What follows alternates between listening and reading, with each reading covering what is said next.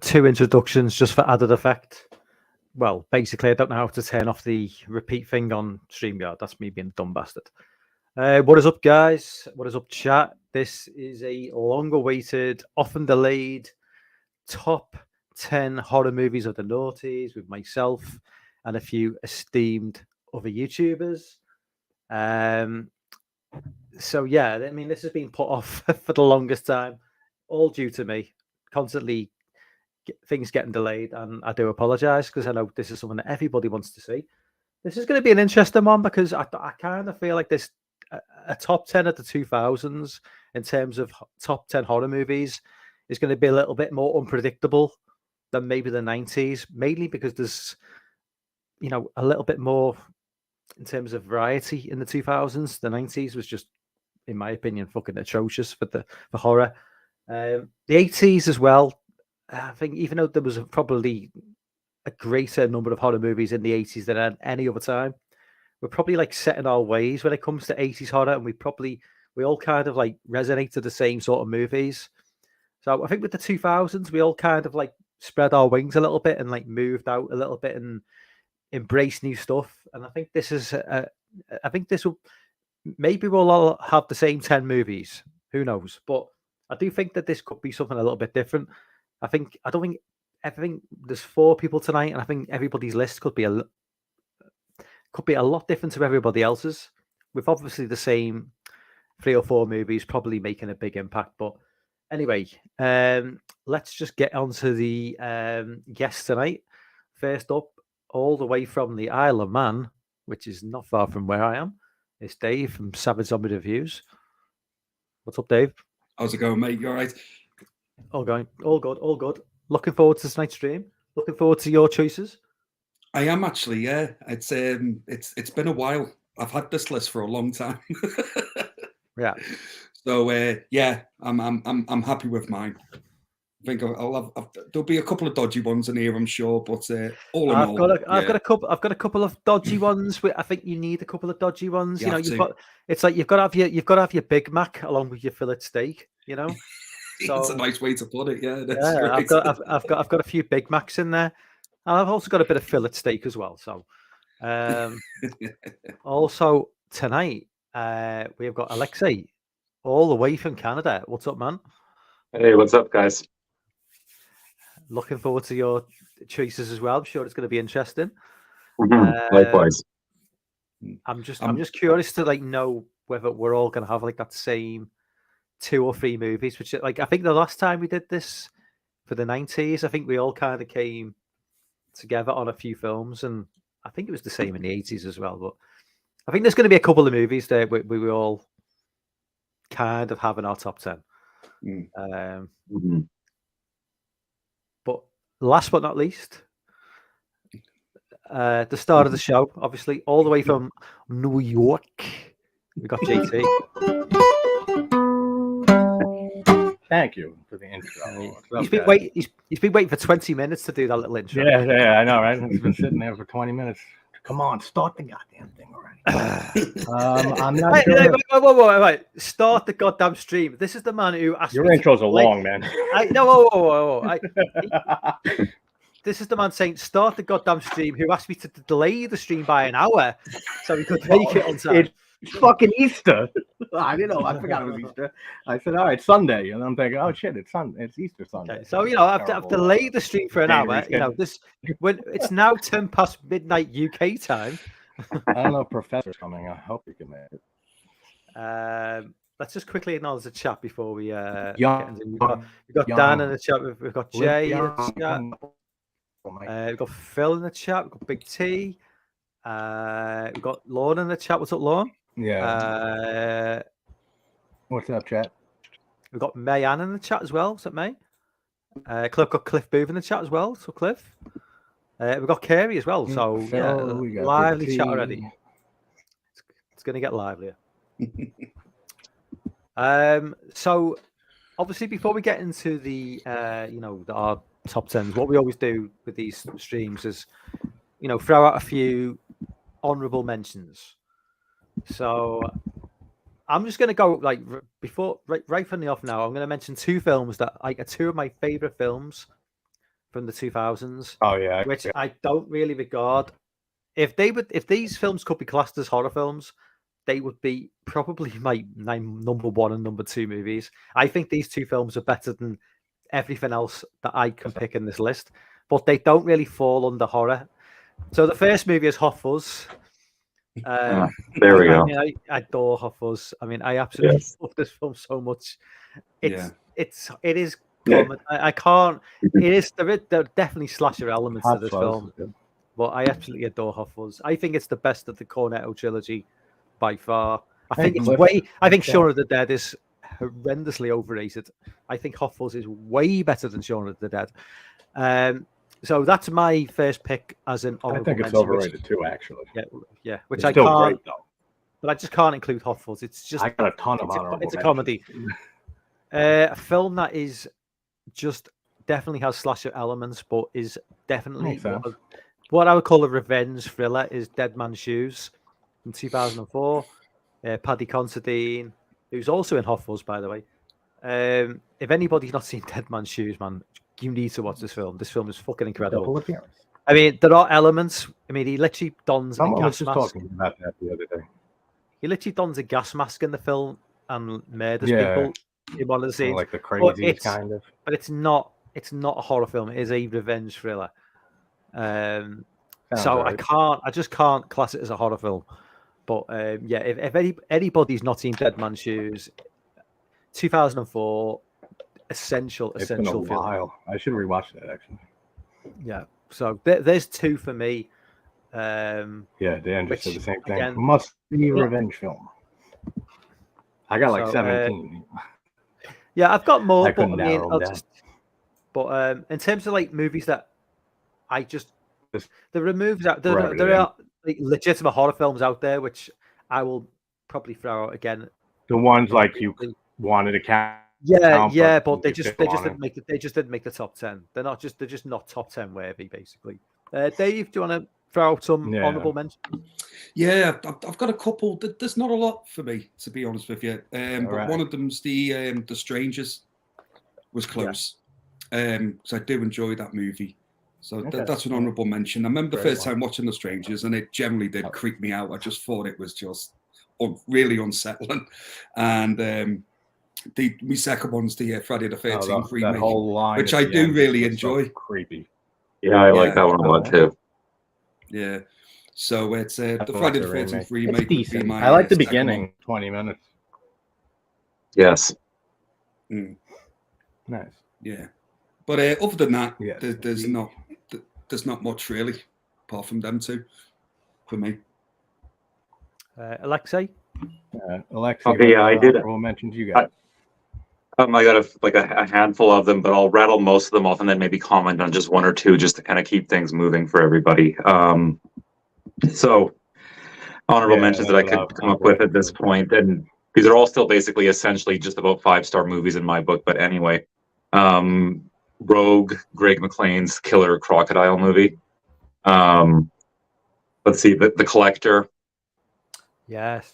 The Host.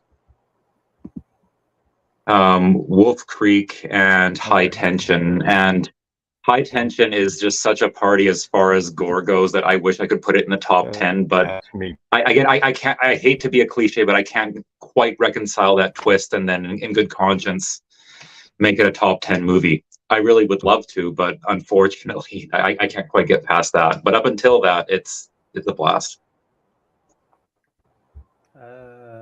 So just give me 2 seconds. Okay. JT, honorable mentions? Yeah. I got a lot too, so I'm just gonna rattle them off. Session 9 from 2001, Final Destination 2, 2003, Splinter, The Ring remake, Inside, Triangle from 2009, Behind the Mask, The Rise of Leslie Vernon, Martyrs, The Others, May, House of the Devil, American Psycho, The Mist, Shaun of the Dead, Let the Right One In, Frailty, almost made the list, and Mulholland Drive, which I can't consider Mulholland Drive a full-on horror movie. Otherwise, that would have been in like the top 3. Yeah. So that was a list all on itself. Rattled off. It's just listed like do shit like half-assed. It's always the extreme. Fuck it would be. Having my whole family too, the same way. Just everything to the extreme. So I don't know what that says, but there's my honorable mentions. All right, so I guess we'll go into clockwise. Okay, we'll go clockwise. So from Mike to Dave, myself, Dave, Alexei to GT. I'm really interested in all our lists because I don't think they're going to be too similar. My number 10 is a movie that is often overlooked because of the impact of the first movie. But I think this movie is a lot better than... Well, it's not a lot better, but I think this movie is better than the original, I think. And my number 10 is 28 Weeks Later. I much prefer this to 28 Days Later. I think the iconic opening 20 minutes of 28 Days Later is better than anything in Weeks Later. But I think as a whole, the sequel is a stronger movie. I prefer keeping the movie based in London rather than moving up into the north, into the country. I like that. I never cared for both of them. I'm not a big fan of 28 Days. I haven't seen them in forever, though. I should rewatch them. I don't like the whole fast-running zombies and shit. I like the more Romero, slow-moving, corner you and just eat you alive type ones. Like, I'm not saying like there's no good like fast-moving zombies. They just never worked for me, really. Those movies. Yeah. I like them both ways. I like the variation. Yeah. I mean, I like Brain Dead, Dead Alive is like my favorite zombie movie ever, and I wouldn't call that a traditional zombie movie like by any means. It's just flat out insanity from Peter Jackson. But they're technically zombies. Yeah. Not fast-moving ones. I agree with I do agree with 28 Weeks Later being better than Days. I do. I've heard that opinion from a lot of people. Yeah, and I think the opening of 28 Weeks Later is just like great. Heart pounding, you know what I mean? It sets the tone for the rest of the movie. I love 28 Weeks Later. Yeah. We've got Echo in the chat. What's up, Echo? What up, Echo? Mm. Of course, I talk about it all the time. Every time we start a stream, I'm meeting people. I don't know what that means, but let's just go with it. Dave, what is your number 10? Yeah. My number 10, mate, is 30 Days of Night from 2007. The Josh Hartnett vampire movie. Right. It's forever. Yeah. I haven't seen it forever either. Wow. Yeah. I forgot It's all been a about that long- movie. That's a good movie. Yeah, it's been a long time for me as well, but I remember going to the cinema to watch it, and it was about time they actually made vampires terrifying again. You know what I mean? You don't want to be, you don't want to be bumping into these at all. You know what I mean? Because you won't last 2 minutes. And I just like the what year was that? 2007. So was Twilight a thing? Probably that was right in the middle of Twilight and all that shit, right? Twilight was Sparkly Just before 2011. Twilight. Twilight was afterwards. Okay. 2010, 2011, I think. Yeah, Something something like like that. Too many of them and whatever. But yeah, I just thought 30 Days a Night was just brilliant. Like I just really enjoyed it. I like the concept of it. Like there's a place that would literally just be like nighttime for like a whole month. You know what I mean? And then it's like a field day for vampires. Of course they're going to go there and try and eat everybody in the town. You know. And it was just like the cat and mouse of it, you know, trying to hide from them, not get spotted. And I just thought it was outstanding. To be fair, I absolutely loved it. Really did. Anthony agrees with you. I hated that vampires film. in Sorry, 30 Days a Night. sorry, Dave. I just Seriously fucking hated scary. that film. I didn't like that film whatsoever. I It's expected that to be sort of an answer. Like I seem to remember like the effects were a little bit dodgy even back in them days. So I don't know if it's aged. I don't know how well it's aged. I've not watched that film since it came out, but I seem to remember it being a bit off. It didn't look great. It was okay. It came out, actually. Yeah, there's some great shots in it, like when it does like overhead height, where you've seen the vampires kind of taking over the town, like taking everyone out, and it's a great shot. And like seeing all the blood on the snow and everything, and like the vampires have their own language, which just sounds creepy as fuck. Like, you know, I just really enjoyed it. I really did. Yeah, so I got to rewatch that for sure. Thanks for bringing that up, actually, because I totally forgot. I would never remembered that movie. Yeah. Unless what you don't do is brought it up now. Don't watch the sequel to it though, because the sequel. That's what I was just reading Echo's comment, and he advised the same thing. Yeah, I didn't know there was a sequel to that one. Yeah. What's the sequel called? Oh God, it's 30 more Days of Night. Do you know what? I've generally forgotten, but it's just not where it's not worth your time. One either. Yeah, but Danny Hudson, he was creepy in that movie as the head vampire. I think I quite like the bald one as well. The bald looking one just had like just a creepy look to him. So is this my House I didn't know you were in 30 Days a Night, Dave. I had hair back then, mate. but so this is going to be my House on Haunted Hill, is it for you? Okay, yeah. I haven't forgotten that one. Alexei, what's your number 10, man? My number 10 is Trick or Treat, directed by Michael Dougherty, of course. Yeah, it's probably honestly my favorite anthology, just like period. The way that the stories are interwoven here is absolutely brilliant. I love the character of Sam. I love the fact that it's willing to just like be totally merciless and confirm, you know, every parent's like worst fears about what could happen to someone on Halloween. Yeah. You know, I still think it's honestly Dougherty's best movie by like a long shot at this point, based on what he's done since then. There's some creepy stuff in that movie. As many times as I've seen it, and there's still a creep factor to it, for sure. Oh yeah. And who doesn't love Sam either? Yeah, I watched that film many years after, and I love it. It's not on my list. Big following. It's been getting a bigger and bigger following since it came out. What was it, 07 it came out? Yeah, I was 2007. Yeah. I kind of think the best thing that could have happened to Trick or Treat was to not get a sequel, because it kind of it's just for every year that they don't try and do a sequel or try and remake it, it makes the original that more special, because if they try and do a sequel, it probably wouldn't be. I mean, it's too long. It's too late now. I think there's talk of it though, isn't It's been 60. It's not going to live up to expectations. There's been talk for there's been talk for 10, 15 years. It's been 16 years since the original. I think it's like I can't believe it's that old. Just let it go. Let it be its own thing. I agree, actually. You know, yeah, because it has a very timeless quality to it, anyways. So yeah, I agree. I think just like let it stand on its own. It's just fine. Yeah, definitely. Yeah. It's got a great atmosphere too in that movie. Oh hell yeah! Atmosphere. Yeah. And I think it's quite funny in parts as well. Creep Show is my favorite anthology, it is. but that's up there on my anthology list for sure. Good pick. So JT, I don't know what your number 10 could be because you just named pretty much every horror film of the 2000s in your like. Man, they must have only made like 25 horror films. My number 10 is Orphan from 2009. I've always loved this movie. So I don't know if it's just like a personal thing. There's going to be a lot of those on this list. Like just total left field, but it's a JT list. So I would say I love that movie. Vera Farmiga is amazing and everything. Like absolutely phenomenal. Yeah.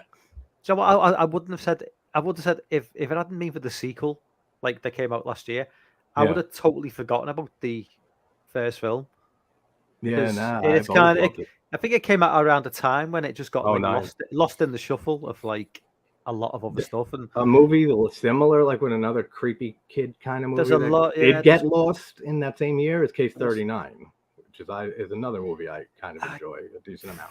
With Renee Zellweger and the girl who was in the Silent Hill movie, like the young girl. Yeah, that one got lost in the late 09s for sure. I haven't seen Orphan, so I can't comment on it. I haven't watched it. Orphan's great. I mean, not many people saw that twist coming, and I won't say anymore, but.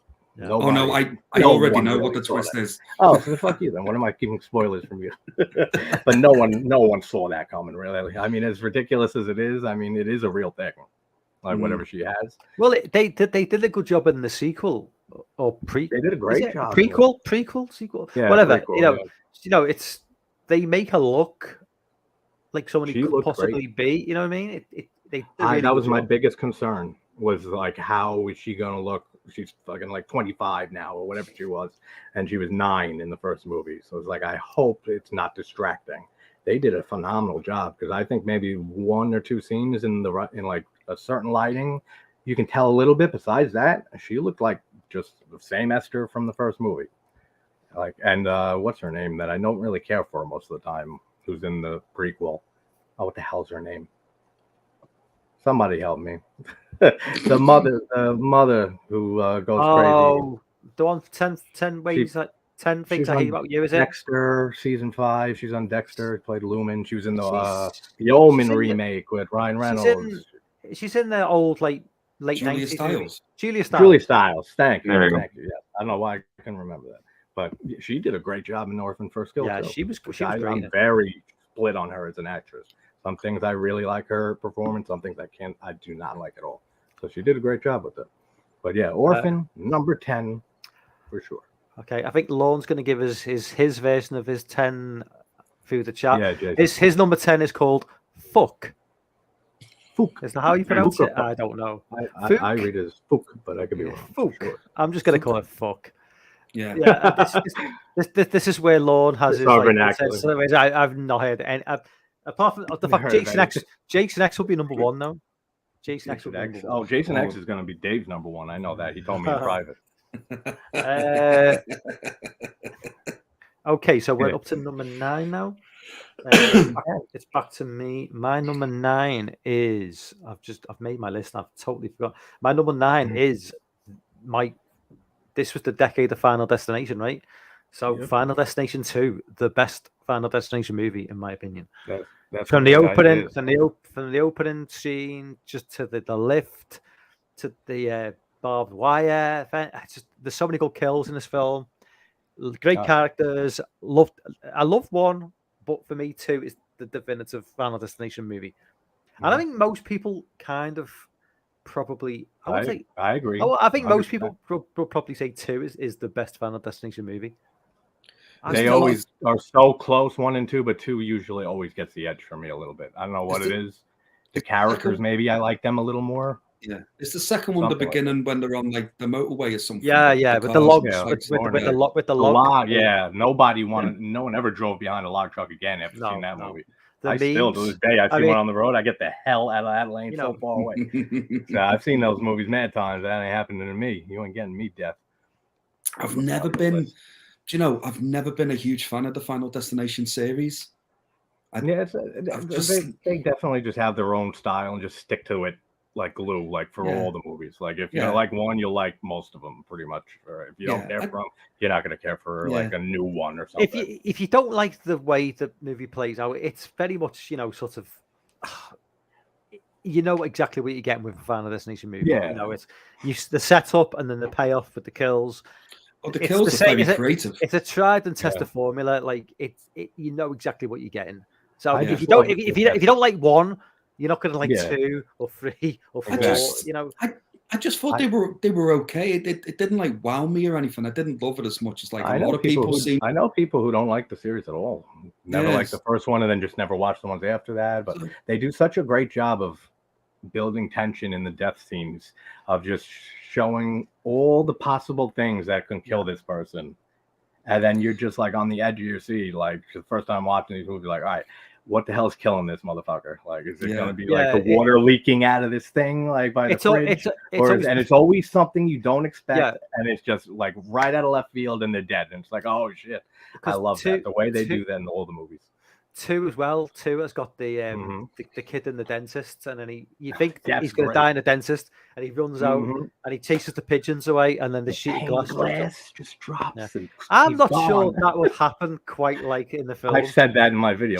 I said I don't know if that's a thing, if anatomically correct. It would break around his head, surely.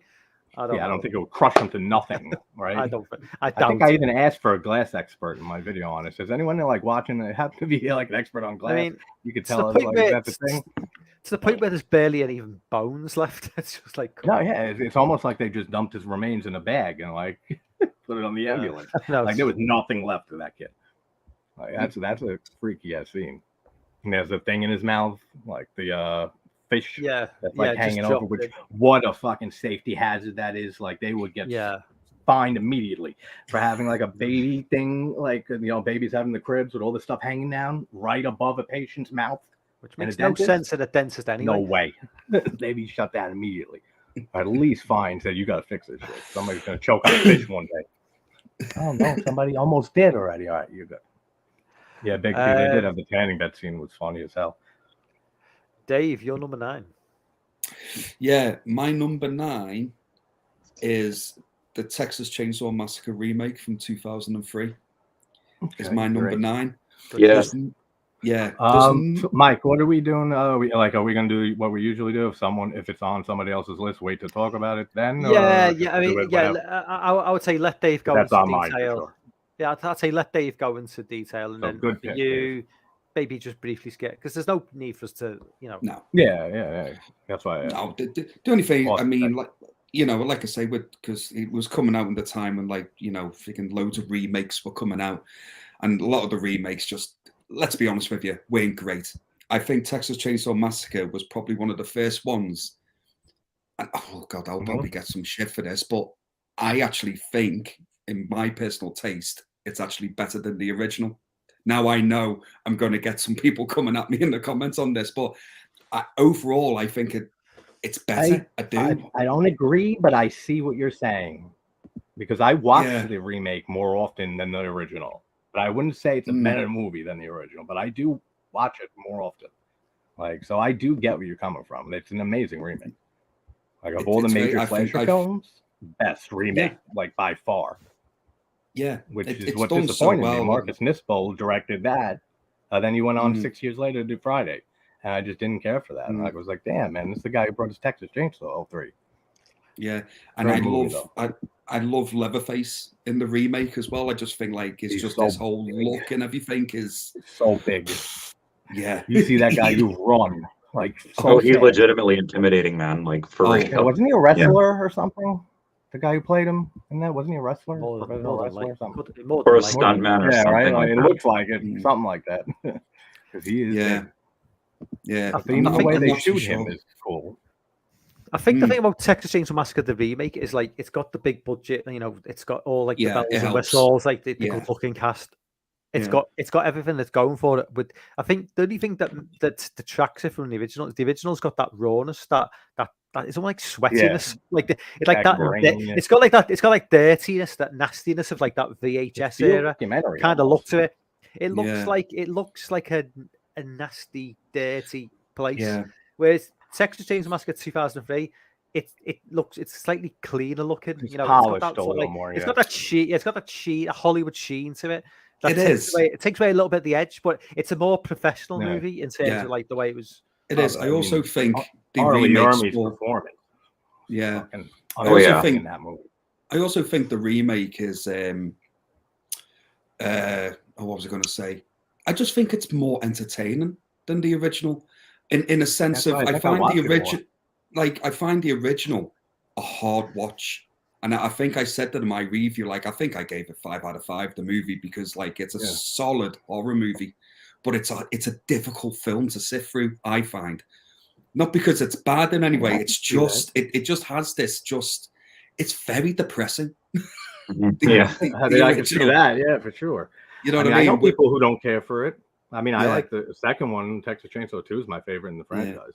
Whereas the remake, different. I just think's more, I wouldn't say fun, but I'll probably say just more entertaining as a horror movie, if I'm making any sense. Is so distracting in that movie. It's white shirt with the jeans, dude, it's so distracting. They are like supermodels in that movie. You know, everybody's just like. You know, that was the thing since like Scream that brought all that. I mean, all the posters, even we didn't have artwork anymore. Yeah. We just had the nice looking cast with the title. They've definitely moved away from that in more recent years for horror. Oh yeah, thankfully. Jesus Christ. But. But yeah, that's my number 9. I think Texas Chainsaw Massacre remake is a solid movie. Okay, Alexei, your number 9. My number 9 is Inside. I've not seen that was an honorable mention. Yeah. Yeah. I mean, you talk about how, like, I think you mentioned, Mike, how like in the 2000s people were starting to branch out and explore and discover a little bit more, and New French Extremity was definitely one of the sort of important discoveries for me during this decade. And I mean, it's going to come up a couple more times before the end of my list, but I love this one. If nothing else, you know, it's got a doozy of a final shot. Like, you know, the way that a movie ends can sort of like say a lot. And the movie was already great up until then, but the way that it just ending with that particular image is just, it's the icing on the cake. It's just a great, haunting, really sort of morbid way to close it out. And interestingly, for all the brutality, I think that the movie does, in its own twisted way, kind of have an optimistic attitude about human beings' paternal instincts.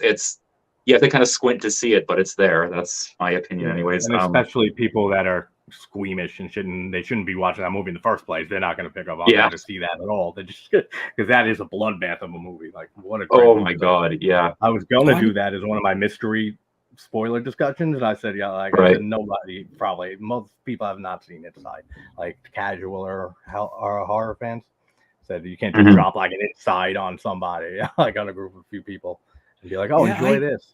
I haven't seen it. I need to check this out. When did it come out? Yeah, it's 2007, I think. Okay. 07? Thereabouts, 7, I think, yeah. Did Martyrs was 08, yeah. Did Inside get like overshadowed by Martyrs maybe a little bit? Because I know Martyrs, they were right around a year apart, because it's like because I'm gonna say everybody's heard of Martyrs, everybody knows like the reputation, but Inside's kind of like passed me by. I wasn't even aware of this film. That one got a remake too, an American remake. Yeah, that was 2018, abysmal, terrible. Like a PG-13 remake of Martyrs. I don't know if it was PG-13. I don't know if you can make a PG-13 Inside like and stay true to the original at all, but terrible about the remake. Same with the remake for Martyrs. Not good at all either. Oh, and neither of those movies are near being old enough to warrant a remake at this point either. Yeah, frankly. exactly. It's like now 5 years is enough. It's like, all right, let's remake that 5-year-old movie. All right. Too soon. Well, nowadays they're making sequels to remakes in the same year with Terror Train 2. I still can't believe that. That remake. I'll always think of an excuse to bring that fucking dog shit film into a stream. JT, you're number 9. That's funny. My number 9 is 2005's The Descent. Oh, I absolutely love this movie. I didn't forget about it. It wouldn't have been in my top 10, to be fair. Yeah, I don't know many people who don't like this movie. Like, it's awesome. For me, it's scary enough the situation they're in, like being in a cave system like that and being stuck in there. That's all you need, really. The atmosphere is phenomenal in that movie and stuff. I would have been fine without the back creatures. Just like with them being stuck there, it's horrifying. Then throw those creatures in, awesome. Like such an amazing atmosphere. The caves are creepy as shit, the whole environment. And they do a great job with those creature designs. Like the first time you see one of the bats like in the distance and it's just moves away. Yeah, it's fucking scary, man. Like the first time I saw it, it's like, ooh, that's kind of creepy as shit right there. And the fact that you've got to be really quiet as well because the sensitive to sound, because they're blind and everything. It's just it adds another level to it of just like, damn, man, like I can't make a sound now, and I can't see really. Like I got a torch and like that's it. Oh, that would be the worst fucking situation to be in. Can you imagine? Like you say, they are freaky looking. They're just giant bat humans. Yeah. They like, and there's a scene when one of the girls drops into the pool and it's just like where they shit, and they're like wading in the shit of the bat creatures. There's some sick shit in that movie, actually. Arguably the best jump scare of the 2000s as well. The scene where it just pops up behind over a shoulder. I mean, that scene is just behind. That's like the first time you really see that. Up close. I mean, that's a way of building tension and a way of like. It's a jump scare done well because there's actually genuine tension there. The whole it's not like a cat jumping out of a closet. It's just like legitimately a genuine threat to life. And it's not even like that. It builds up tension for like 5-10 minutes or so. It's the whole movie already has been tense as shit. So once you get to that jump scare there with the creature behind one, I forget which character, it's like, oh shit, it's so deserved. Like at that point, it's like, all right, and you guys got me with that jump scare. You're good. And there's just a feeling of like throughout that movie, just the feeling of like, how are they going to get out of this situation? It's just. Nothing good is going to come from it. You know what I mean? That girl ends up like trapped between the rocks and stuff. And at first you're thinking, good, actually, that's the best place to be with all these creatures around. Then the one starts like working its way in there. And it's like, oh no, it's not good anymore. You got to get out of there, girl. But like, I can't imagine being in any of those situations. And Jay, that was the first time I knew what splunking meant too. When I saw The Descent, they don't call it that in America. Do they? If they do, I don't know. Awesome movie though. I completely agree with you, mate. Completely. Is it back to me then? Back to me. Back to you. Okay, my number 8 is a movie that had almost as many sequels in the 2000s as Friday the 13th in the 80s. One of JT's favorite franchises, and that is the original Saw. Yeah, Saw from 2004. It's the only Saw that makes my list in terms of like the top 10, but. Yeah, this film, going into it back in the day. Guess which one made mine. Which Saw? I mean, I do like some of the other Saw movies, but like the impact diminished slightly. Going into the sequels, the impact had been lessened a little bit. I know a lot of people who after the third movie stopped watching. Well, I stopped after 3. Pretty much. Yeah, a lot of people stopped after the third. Yeah, I mean, I love the original Saw. I mean, I torture. I don't like to use that word, torture porn. I don't like anyone. It wasn't. I mean, Hostel dropped the year before, and I know. Yeah. It like Saw actually dials back on the gore. It's one of those. It's a bit like Chainsaw Massacre. It's not as gory as what you've originally. You remember it being gorier than what it is. There's not that much gore in the film. A lot of it is just tension and the situation the plot plays in. Like Yeah, through the whole and- series, though. That's why I Exactly, like yeah. the franchise so much. It's like the horror soap opera-ish, just crazy convoluted, but they do a great job of linking it all together. Story. Yeah. Like I mean- I'm not there for the traps and shit. Like The there's final people who, reveal, like, the see fi- them the final- just for the traps. I love the the final story. reveal in Saw. Oh, I don't- you I- never it's saw coming, did you? Reveal, though. It's- No one does. I don't think Yeah. anyone did. Very little. Awesome. This was Awesome. the era though of like the Shyamalan era where it's like movies were dropping these endings where you didn't see them coming. Like Frailty, I think, was one which did something similar. Yeah. Frailties. Obviously, That- Saw did yeah, it. that was Yeah, I honorable mean, mention. a lot of Yeah. these movies back in the late 90s, early 2000s were doing these like sort of crazy sort of endings, and where you like, and then they'd show like a little bit of a monologue back through the film, and like you think, oh fucking hell, oh shit, I didn't even see that, I didn't notice that. And the ending of Saw, man, was just like The end. I always I'll remember. never forget the first time Yeah. I saw it.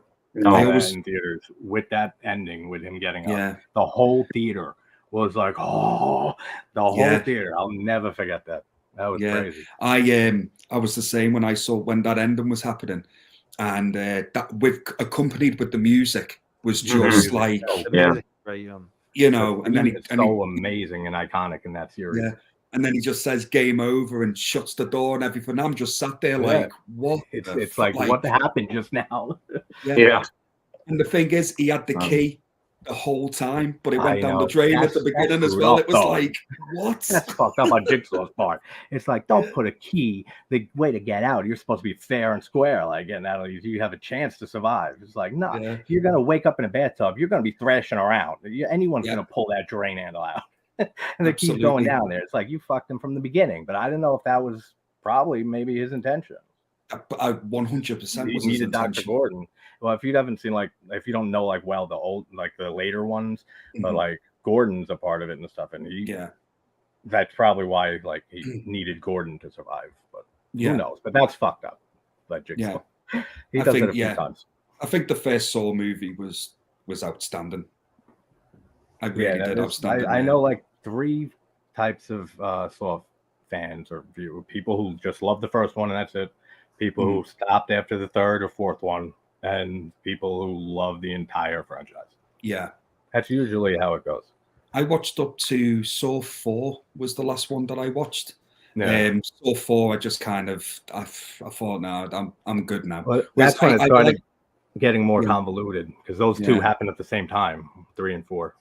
Yeah. And while you're watching 4, it gets to the end, you're like, oh shit, this is all happening the same as the last movie at the same time. Yeah. I like the first 3. So in order for me, Yeah. it actually does go 1, 2, 3 of how I liked them. Yeah. But I thought Saw 2 was a solid sequel. It's very good, and it's surprising because it didn't even start out as a Saw sequel. That syringe Started out as a scene, completely different movie, Yeah. and they rewrote. that syringe scene when he jumps into like the sort of like, it's Oh, horrible, the that, pit! Yeah, that's terrible. Oh. And that guy who throws her in there, like nobody does anything. I mean, yeah, he's big, so fucking what? There's like 5 of them. He throws Amanda into that needle pit. Yeah. That's insane. That's depraved, man. Throws me into that pit, mate. He's getting fucking uppercutted the moment I get out of it.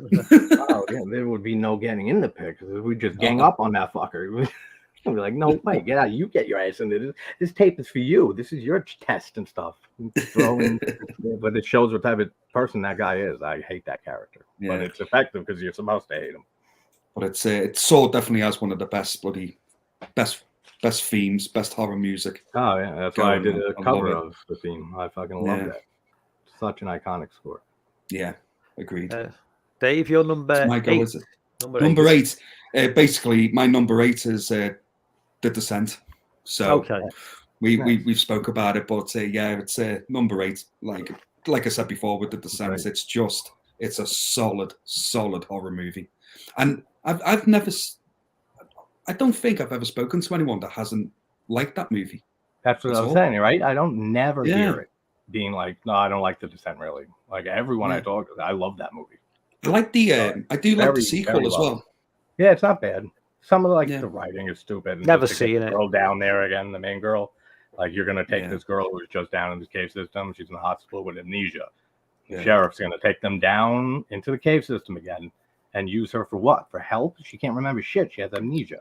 It's like it's just to get it down there, like kind of like in Aliens, just to get friggin' Ridley over into the movie again. Same anyway, moving on. I had to throw one of those alien things in. So yeah, that's my number 8 at the center. Number 8. Okay, Alexei, what's your number 8? Number 8 for me is the remake of Dawn of the Dead. Okay, I knew this would take an entrance for a few people.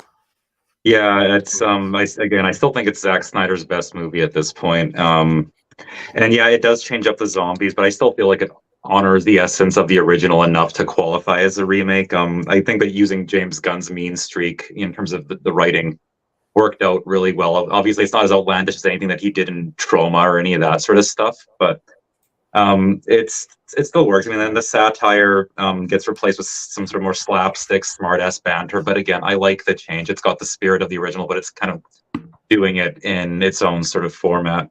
It's more and serious. also, It's more serious. I'm not going to mention this with a lot of movies, but in this case, the special features that came with the unrated Blu-ray or /DVD for that one back in the day, remember that kind of sort of filled out the story a bit more.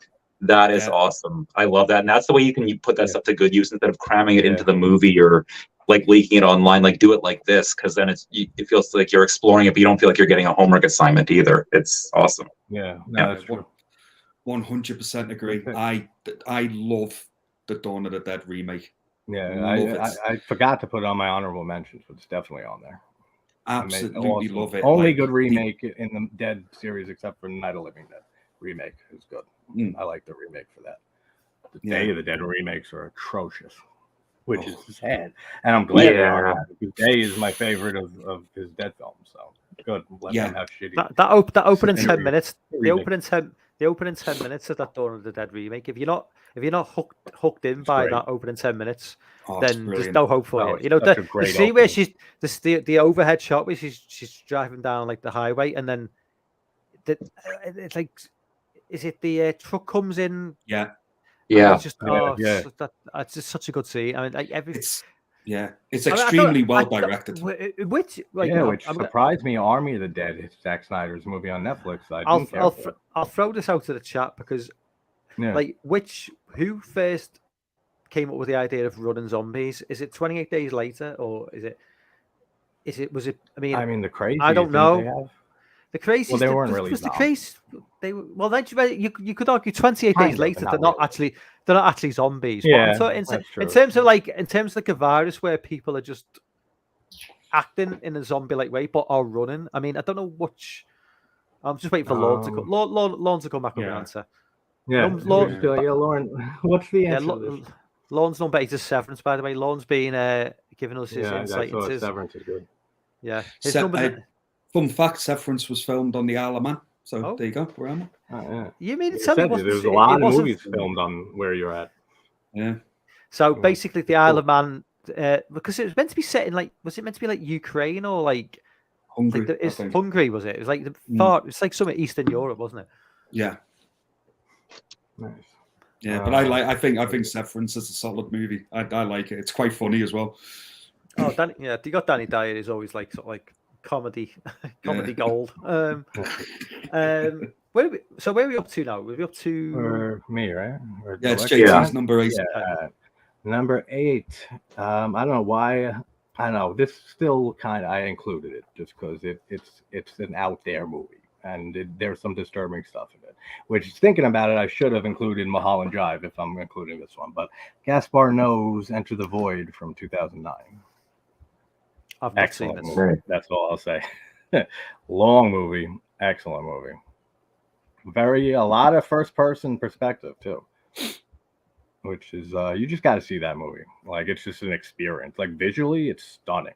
It's like in Tokyo with the neon lights all over the place.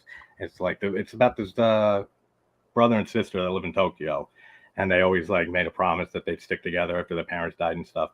And he ends up getting shot and killed in a drug deal gone wrong. Then he kind of just not floats around, but like sees like his like life and like what's going on now and stuff before he passes. It's very trippy and strange, but great movie. They just put it on Netflix on Tubi, and I was very surprised at that. I was like, I haven't seen this streaming in years.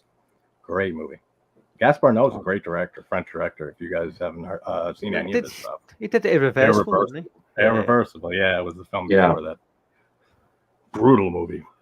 Yes. Irreversible. Like Enter the Void's nowhere near with the brutality. It's a lot more of like the style and stuff. But Irreversible's a fantastic movie too. I'll have to check it out. I haven't seen that. So what's Enter the Void? Enter the Void, yeah, from 2009. Okay, I'll check that out. Yeah, it's a good one. So number 7, my number 7 is a film that I think somebody mentioned in the honorable mentions, and that is Wolf Creek, from 2004, I think. Was it 2000? I think it's whatever it is, isn't it? It's 2003. 2005, I thought it was. Yeah, actually, I think you're right. Alexei, yeah, 2005. Oh, 5, yeah, that sounds right. Love Aussie horror, love Outback horror, just, somewhere just totally unforgiving as a landscape. You take a psychopath operating in that sort of landscape who's just completely fucked up. You've got a lot of Australia's. You got a lot of backpackers from all over the world going to Australia. Want to sample. A lot of places to bury people. Fucking hell. I mean, Australia is such a vast country, and 90% of it is just nothing. It's just like the vast majority of Australia. It's just completely nothing. It's just deserts. It's just like bush. So if you get a psychopath like driving a truck or a van, and they like to fuck people up, it's a lot easier to do it in Australia than most other countries. So it's totally believable. John Jarrett, who plays Mick, he's just fucking utterly psychopathic. Totally just evil as fuck in this film, man. Just totally. Yeah, he's absolutely perfect in this. Yeah. You guys prefer the sequel? No, I do. like a lot of people who do. I do. I do like the sequel. Yeah, I know a lot of people who prefer the sequel.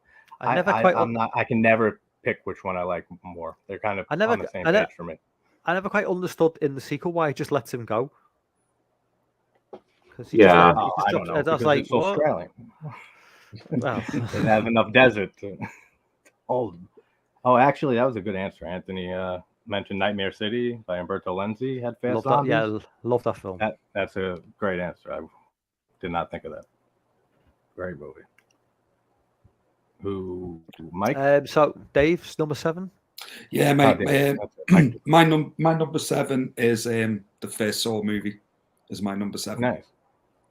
Nice. Yeah. So it's some overbleeds between us. Yeah. So it's the only Saw movie that's on my list.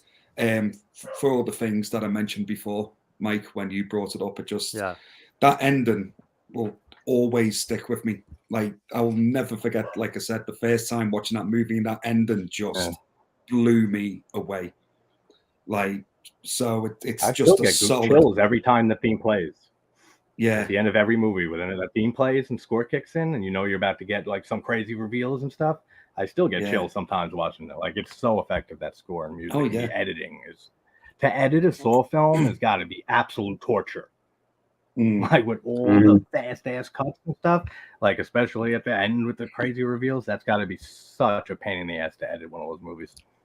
Yeah, absolutely. But that's my number 7 is Saw. Nice. Cool. I like to see Saw getting love. Not right. Yeah. Fuck off, Steve. Listen, Howard the Duck deserves love. All right. What's wrong with Howard the Duck? Exactly. He's cool. Howard's cool. Yeah, Howard's cool. I got no quarries with I no fucking love Howard the Duck.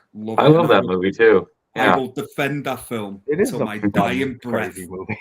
Yes. If that film came out now, it would receive love. I'm telling you. Actually, I agree with you. Yeah, I think it would be a lot better received today for some reason. Alexei, number 7. Number 7, Alexandra Aja's remake of The Hills Have Eyes. Yeah, great choice. Yeah, I love it. And again, I do fall into the camp where I actually do think it's actually a little bit better than the original. No disrespect to the original Hills Have Eyes, obviously. That's a milestone. But I feel like the casting is better, the acting is better here. I like, the movie's sense of style more. Yeah. It's really cool having Ted Levine against type in this movie. Yeah. And like that's a really smart choice, because he's playing the character sincerely, but because it's Ted Levine, it's just one more little thing that kind of makes everything about it feel a little bit off and foreboding, like something bad is going to happen. Yeah. The same way that they shot it in Morocco. I know more people like the remake over the original. I know a lot more who like the remake better. Oh, 100%. That's one of the few I'm remakes. Yeah, that's one of the few remakes I know a lot more people who actually like it more than the original. Mm-hmm. Yeah, Dan says that. I like it better Dan too. plays as well. I love the remake. Yeah, I think it's fucking amazing. Oh, it's brilliant. Yeah, that's a great one too. I love the Hills of Eyes remake. Love it. And I love everything Alexander Aja has done. Yeah. Oh yeah, pretty much. Everything Aja has done, it's pretty much is fantastic. I mean, and it's really cool watching.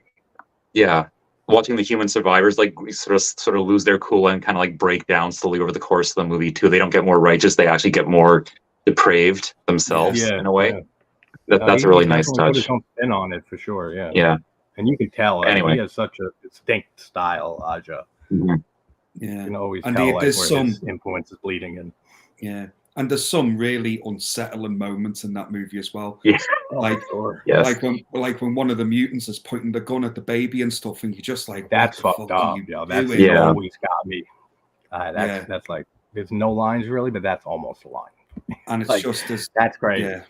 Yeah. There's a lot of unsettling moments, but I kind of like the second half of the movie, like the last bit of the movie where he goes to get his daughter back. Yeah, and I love in horror movies when like the person you least expect becomes a badass. Yeah, because he's like, he's not like the typical macho and they rise above. Yeah, and he just starts he's got the kid, man. It's like he's going after his kid, no matter what. And he just starts fucking him up and everything. And I love it. I love it when stuff like that happens. The only thing I don't like as much about the remake is I don't like that big ass mutant with the head in the huge head in the wheelchair.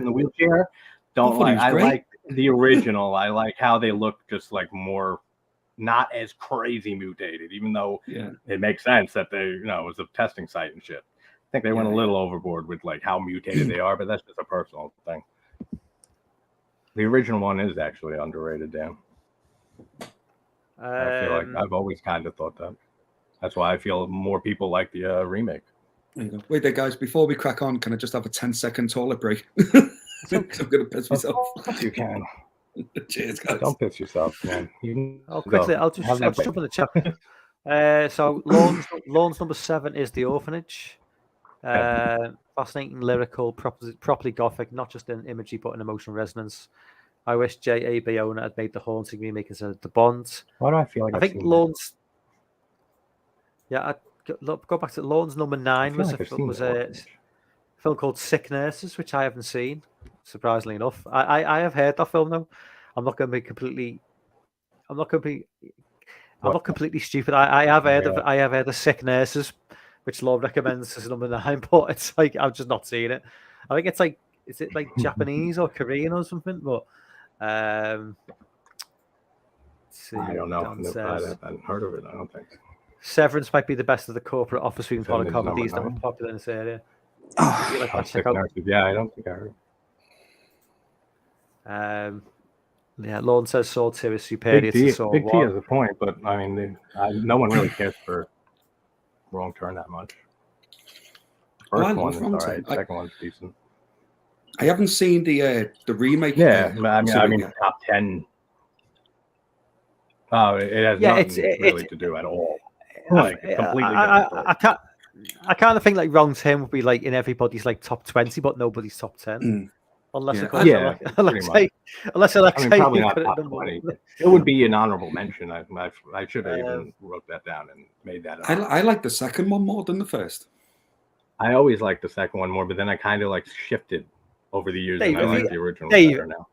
Dave, have you seen, I think it's like Wrong Turn 5. They've got like this like British glamour model who's in it. I don't remember any of those later. And she gets like an arrow through like one of her tits.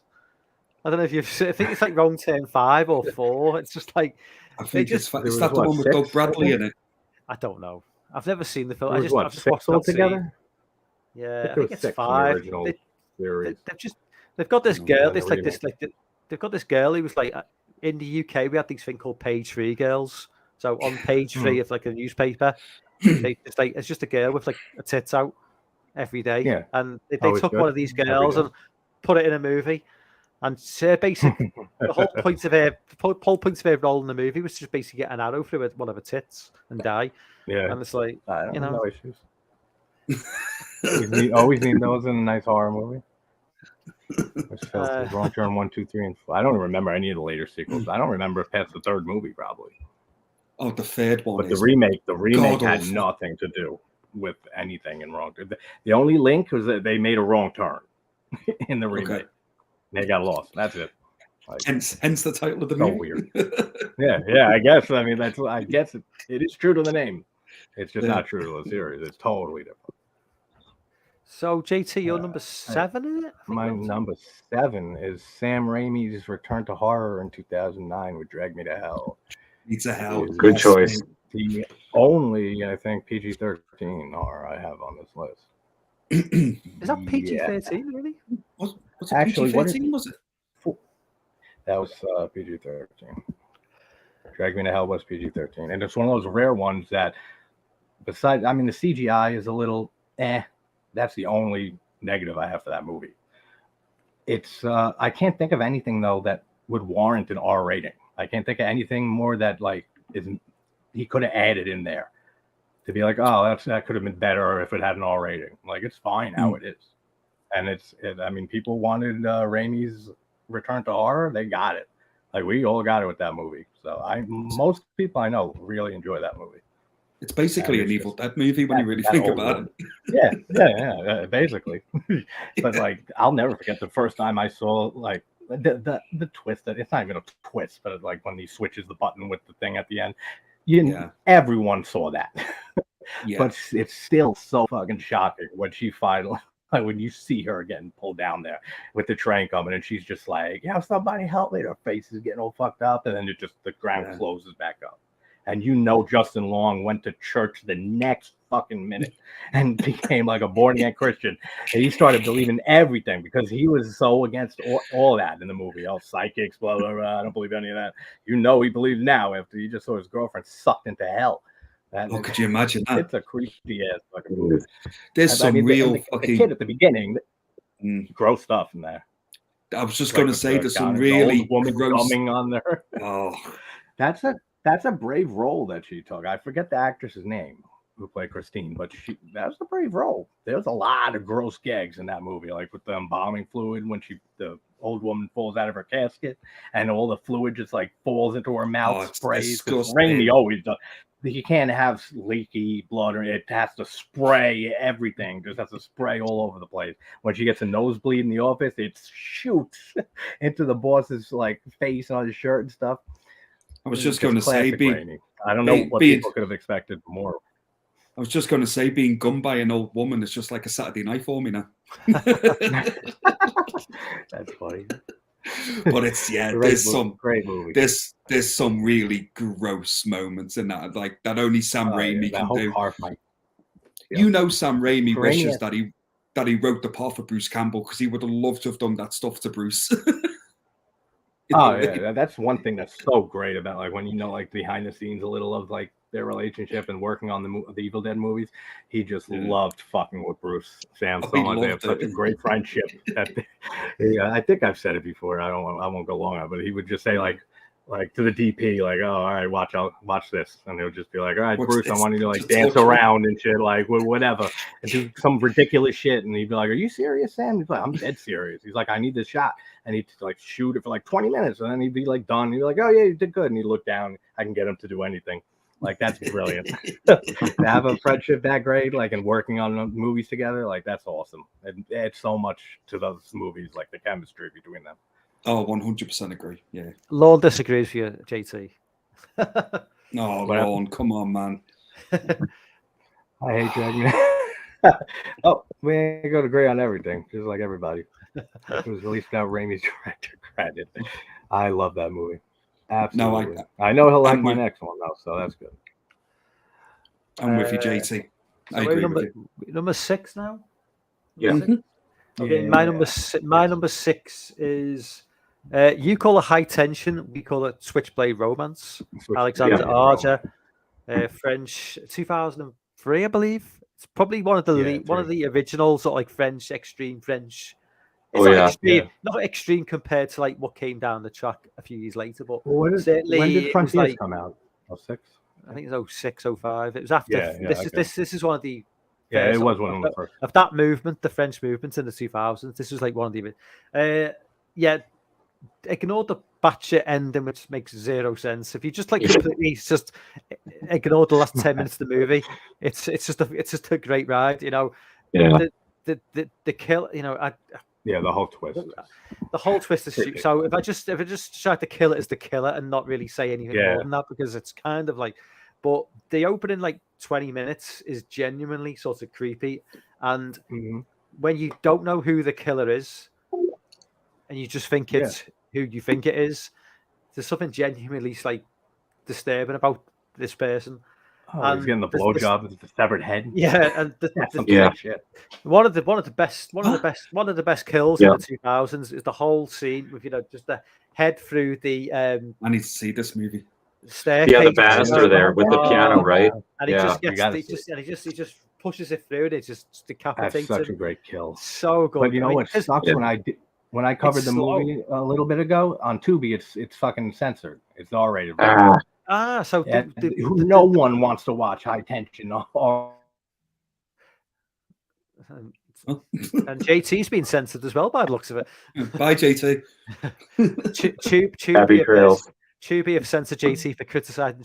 So I got it. So I go. If this they all wonderful. Everybody raves about Tubi, how great Tubi is now. But if they're censoring horror films, then I'm not really sure I even want Tubi because I've noticed we've got this thing called Plex in the UK. I don't know if you have Plex. It's like a stream. It's a free streaming service like Tubi. And I remember watching Death Race 2000, the Stallone movie, and they blurred out all the nudity.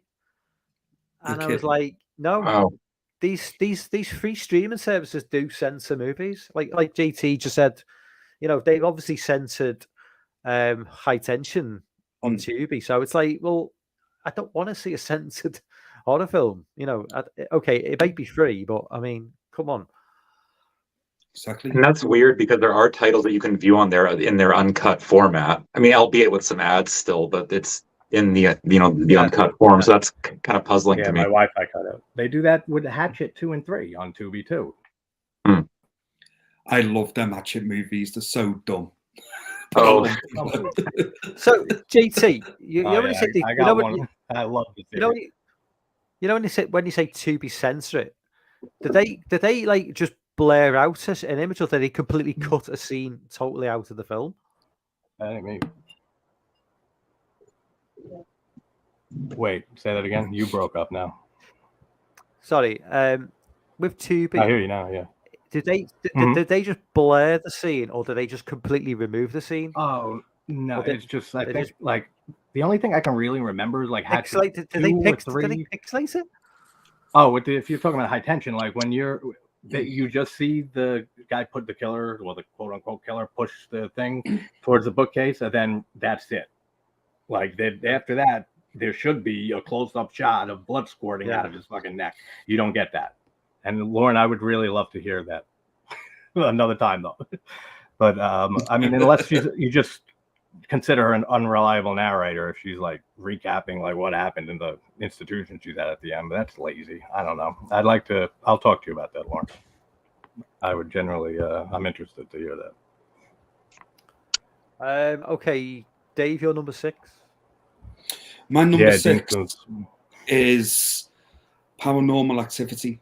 From 2007. Dave. Now, no. Hear me out, JT. Hear me out. Always. Okay. So, at the time, right, I was working at our local cinema, right? So, there was 2 of us that had to watch the movie before it premiered on the Friday to make sure that, it played through okay, and it was all right. You had to do it for nearly every movie. I always forget that you worked at a theater, because I used to work at a theater too for a few years. Yeah. You're supposed to do it for every movie. We didn't, but only the ones that we wanted to watch, obviously, right? So make sure they work. Yeah. So there was 2 of us that watched Paranormal Activity. Now, bear in mind, it was like 1 o'clock in the morning. I was tired, right? Yeah. And then I'm having to watch this like fucking found footage horror movie. And I tell you what, man, it worked for me. It nailed me. It truly terrified me. And I know people that love generally the whole series. Terrified me, right? To the point I was 26 years old then. I slept with the light on for a week. And I'm not even kidding. I know people that really love that whole series. To me, it's boring as fuck. It's just I'm watching security camera footage like for the whole movie. That's all they offer me. But I know people who love them. Yeah, I think what it was for me, more than anything, is the fact that it's in your mind. Like, if you don't see it, it's more terrifying. Yeah. You know, like, and you're making it up in your head as you're going along. Like, you're imagining what this fucking thing is. Yeah, and like the demon or whatever. I don't even remember those movies. I wouldn't. It was like even, a demon, Katie's like witch or some shit. I don't something like that. Yeah. I mean, I couldn't even leave my leg out of bed. Yeah. You know what I mean? Because it would like get grabbed or dragged or whatever. You know. But I know exactly what you mean. Actually. Yeah. Like the younger years and stuff. And then like worry about you under your bed. Yeah, yeah. And then like going to bed, listening to every little fucking sound that your house makes, and I'm thinking, is my house fucking haunted now? Was that a demon or whatever? But the ending got me as well. The ending creeped me out, and I had to walk home in the dark that night as well, and I was just fucking petrified. I'm not sympathy you want from us. Yeah, I do. You feel bad for that day now. Yeah. It's traumatic. We brought it up. All right, we'll be there. But only the time. I had the same feeling, mate, when I watched the Blair Witch Project. I had the same feeling when I watched like Paranormal Activity, like. It could be that just found footage. Some found footage works for you, and it's very effective for you like that. Because some people really get shooken up by some, if it's done right, like Blair Witch Project, and I mean, not really for me, Paranormal Activity, but it's definitely a different type of genre that can evoke different feelings. It just felt because of the found footage nature of it. It just felt like it was really happening. Like these were real people in this situation, you know. And it just worked for me. I know it doesn't work for a lot of people, and I get it. Like I think it works for more people than it doesn't.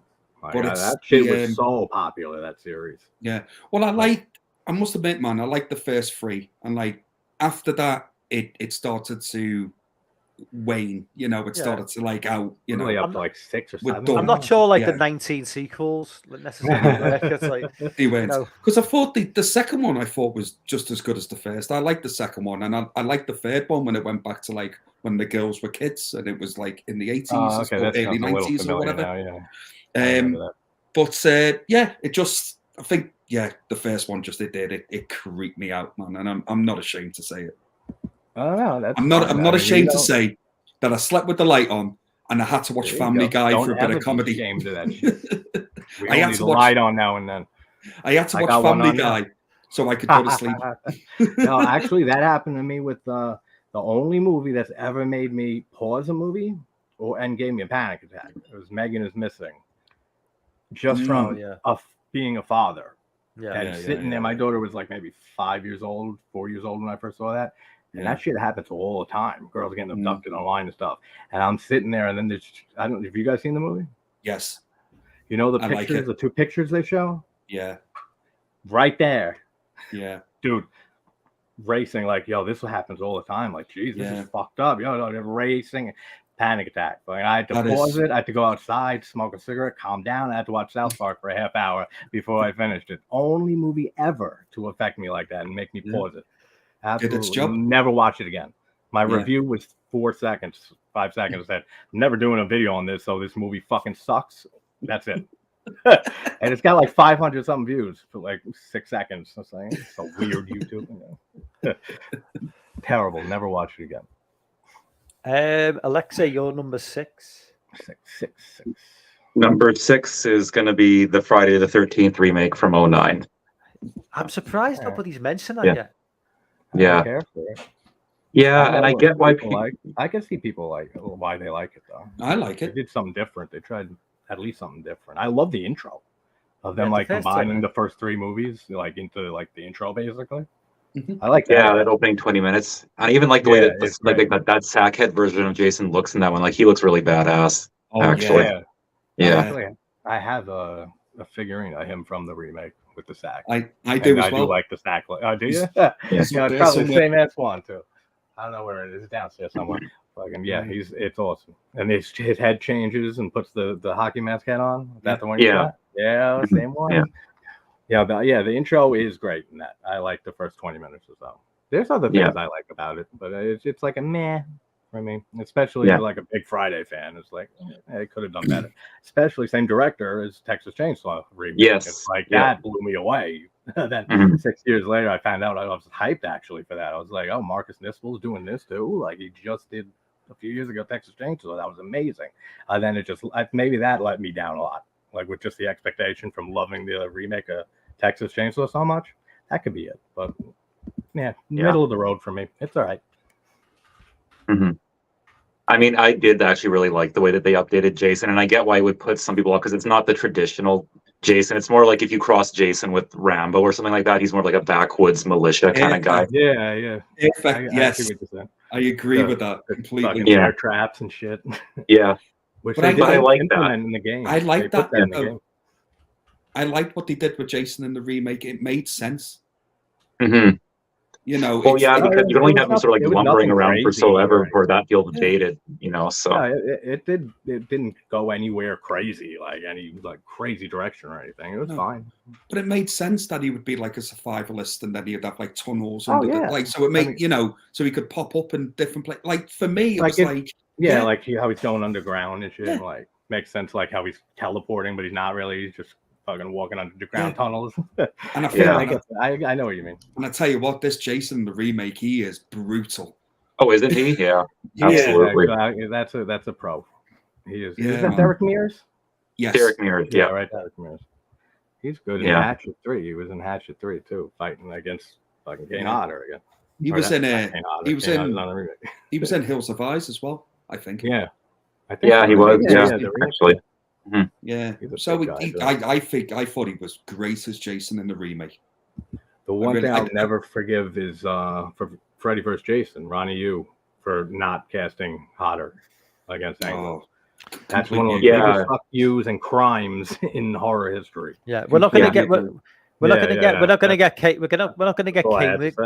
We're going to get the guy. We're going to get the guy that Kane Hodder through a fucking like mirror. You know, like in Taking on Manhattan, because that's the guy, Ken Kirsinger. Yeah, he's a big fucking guy though. That Ken Kirsinger's a big dude. Big boy. Yeah.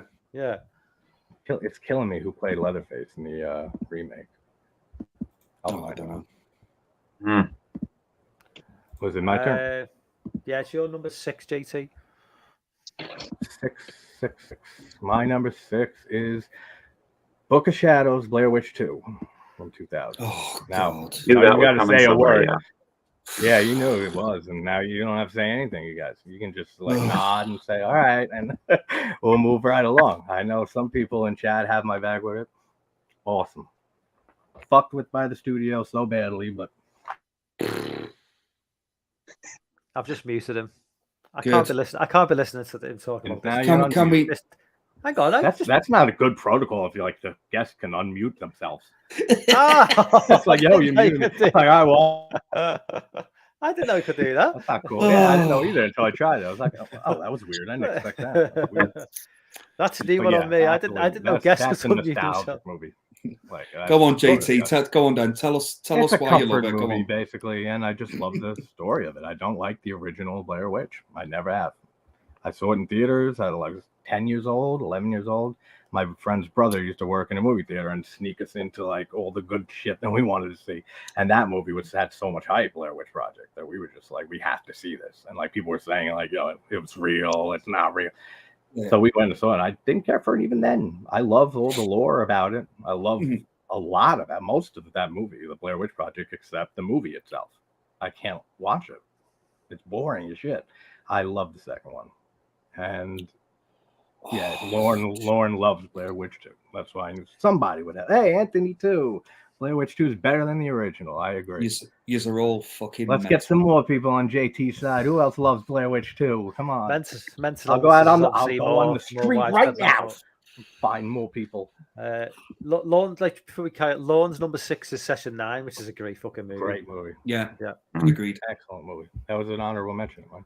Agreed. Definitely better than fucking Blair Witch 2 anyway, I know that. Better than Paranormal Activity. Oh, now. Oh, shit. Low punches being held. Fight and talk. That's funny.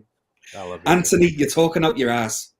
No, he's speaking the truth, no matter what orifice is coming out. Man, have you got the director coming on your channel? You saying? Hopefully, yeah. I've been going back and forth with his assistant for months, and he started a new project like in the beginning of the spring. So I get back to her around like the end of May, like next month, end of next month. And he said he's up for it. He's interested and is happy that I'm showing interest in it. Yeah, he's like, just we'll figure out the time and date when he finishes his project. So that'll be cool. That's cool. And I'm going to be doing it on most likely on Jason's channel on Sinister Cinema Reviews, because he's another one who adores that movie. And these are all mental. He said, I got so many questions for Joe Berlinger. I was like, let's do it on your channel. And you got mad more subs than I do. So we'll do it with both of us. Let's interview him. He's like, all right, yeah, let me know. Do you know, JT, you know I love you. And you're my boy. Of course, I love you too, man. But you like Paranormal Activity, and this changes things. But I'll tell you, it changes the number on a list. That's it. I'll tell you something, mate. Right? I remember watching Blair Witch 2, and my God, did I was watching it going, what? Well, it's way different. Like it's not what anyone expected for a sequel to the Blair Witch. I thought it was bad, like really bad. Oh, like, most people do. I'm in the huge minority. I walked out that movie going, like, how could they fuck it up so much? Well, a lot of it was the studio. The studio forced Berlinger to change a lot of stuff and just put stupid scenes don't even need to be there, and that he had to shoot in his backyard, like a week before it came out. Like all that. Yeah, for me, the movie makes no sense. Oh, it makes sense. But I've only seen the version that they. Well, that's the only version there is. We've been waiting. That's one of my dream director's cuts. Okay. I mean, there's a fan edit, which I have. It's great, but I want a director's cut. The thing is, though, JT, I would watch the director's cut to see what he originally wanted to do. I would watch it because I'd be curious to see. I'll send you the fan edit. Because that's pretty much exactly what the fan edit is. It follows his notes, his director's notes, like what he wanted to do with it originally. It takes all the studio shit out. So I'll send it to you after this. Yeah, no worries, mate. Do it, yeah. We love each other again. War is behind us. Okay, number 5. Right, so not going to hang around with this one because it's no love for Paranormal Activity in this chat, is there? No, not for me, not from Lorne. That's right. There's not love for probably another movie or two I've done. No point hanging around on this one. My number 5 is Hills of Eyes remake. So we've already gone into detail about that. So we'll just that and Texas Chainsaw were ones I expected to be at least honorable mentions on all of ours, if not on the list. Oh yeah. So we'll move straight on to Dave. Number 5. Oh, number 5. My number 5 is 28 Days Later. Is my number 5. I adore this movie. I was living in London at the time when it came out as well. Oh, okay. So when I went to watch it, and then watching the opening of that movie, we was just walking through London, and there's just no one around. He's literally on his own. That's creepy. Yeah. And I'm like, how the hell did they manage to do that? To clear out all of that. That's got to be expensive. Yeah. Basically, crazy expensive. I think they shot it. Didn't they do it it was literally maybe like Easter. I mean, like I'm thinking like Easter Sunday or something like today. They did it like 4 o'clock on a summer's day, like 4 o'clock in the morning. Yeah, like when they should do road work and construction, but they never do, and they clog up traffic everywhere. Yeah, exactly. Well, it's like just the opening of that movie. It just everything about it just And the music it as well. Me into the music is outstanding. That fucking, by the way, shout out The music to is good. I remember that song by a Canadian band actually called "Godspeed You Black Emperor." Fucking I've heard of them, incredible. They're fantastic fucking band, man. Yeah. I mean, they're fucking. That is fucking soundtrack music. I mean, that piece of music for that is perfect for that film. Perfect for that film. I remember the score being good in that. The cast is great. I like everyone's brilliant in it. The performances are really good. I like the grittiness of the movie, how it looks and everything. It doesn't look clean. You know what I mean? It just looks like really gritty. I like the way it was filmed and it was shot. And like the chaos of it all, like when the infected are like on screen and it's just the cameras going nuts. It's just like everything is just, you know what I mean? Nothing's calm. It's just everything's I might have to give them a rewatch finally after years and years and years. I didn't care for them back then, but I trust you guys. Your judgment. You have to, mate. Dave, so it's one of it's for me. It's one of Danny Boyle's best movies. Weren't they supposed to make a third one, 28 whatever later? Well, it would years would make sense because it's been 21 years since better than that. months too. So 28 years later would make 28 months wouldn't really make much sense. Yeah, it doesn't sound right. It doesn't roll off now we've been 21 years since that first film. Well, that would make a lot of sense. 28 years later would make sense. Yeah. The thing is, you could still call it 28 months later because it will be a different cast. Yeah. You know, you could. But I'd like to see something further forward because 28 months later, you're only talking a couple of years. I want to see something that's progressed, to like a massive degree. The thing is, if it went to years, I mean, all the infected would be dead by then, wouldn't he? Well, that was the idea, wasn't it? When they run out of food, which is basically people, they just die. So. Oh, that's right. I remember that. Yeah, it'd be interesting. Let's say, I loved 28 Days Later. Love it, and I've always wanted there to be like a 28 Days Later game because I think it'd make a fucking great game. To be honest. Oh yeah, I can see that. Zombie games were so popular just a few years ago, and for a few years you saw how big everywhere zombie game, like so many of them. Plus, plus with like being British and stuff, I have a soft spot for like British horror movies when they're done well. Oh yeah, of course, yeah. I have no respect for American movies or anything American if it's done well or bad. So but you wouldn't. And another thing as well, like the Infected. I mean, that's what they were called, right? The Infected. Infected, yeah. I would be dead within hours of that. I'd be dead within minutes of a fucking zombie apocalypse. There's no way I'm outrunning them. Yeah. No. They are fast as shit. That is true. Yeah. So 28 Days Later for me for number 5. Yeah, I'll definitely give them a rewatch soon, Dave. Just should do, mate. Yeah, to check them out again because it's been a long while. It's extremely well done, man. It's well made. Okay, Alexei, what's your number 5? Okay, my number 5 is the Texas Chainsaw Massacre remake. I mean, yes, Lexi. Yes. Yes. Not a whole lot to add. We already kind of sort of slurped it up with that movie a bit, but just to say that I think that Arlie Ermey was amazing in this movie, and it's a brilliant addition. I like that they didn't try to sort of like make the discovery of Leatherface feel too sort of like, I don't know what's the word I'm looking for, revelatory or something, because you're never gonna be able to top like when that character was first introduced in the 70s. So it's smart to kind of steer like the more unpredictable element towards a supporting character like that. And he just nailed it. He's genuinely terrifying in this movie. I love it. Oh, yeah. Absolutely, 100% agree. The whole scene in the van when what is it? What the hell is his name? Tom Morgan or something Morgan? When he's in with Arlie Ermey and he's making him recreate how the hitchhiker girl shot herself and stuff. Yeah. And his lip is quivering from being so frightened. That's amazing. That whole scene. Like that Jesus Christ, intense scene between Arlie Ermey's performance, Morgan's performance with his so lip good. quivering. What a great touch. It's like you feel this guy's like fright and fear like coming through the screen at you. But just that scene when the girl does like when she shoots herself and stuff like that shot is just it's beautiful. goes Isn't right it? Yeah. through the head, and then Yeah. it falls back and gets there all the reactions. And It's- stuff. That would be a it's- hard shot to get at. It's so well done and It well looks- thought and well crafted. Looks excellent. I thought it was outstanding. Yeah, I agree.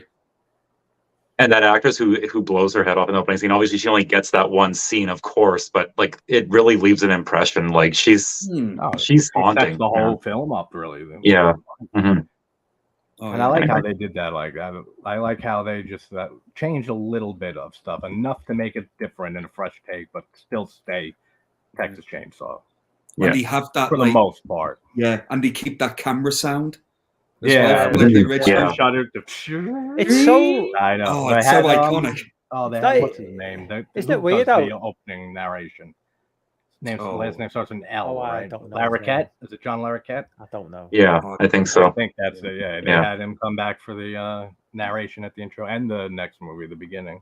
That's always cool to It's hear. weird his actual voice. how something like that can become so iconic. Just like a simple sound effect. Can But it's become Yeah, I very- that- know, right? It's It's very like you- eerie, though. you immediately associate is. that with Texas Chainsaw Texas Massacre. Chainsaw It's- Massacre. Yeah, I think it's just the mixture of that plus the imagery that Hooper Yeah. in the original was just Yeah. amazing with Yeah. the visual imagery.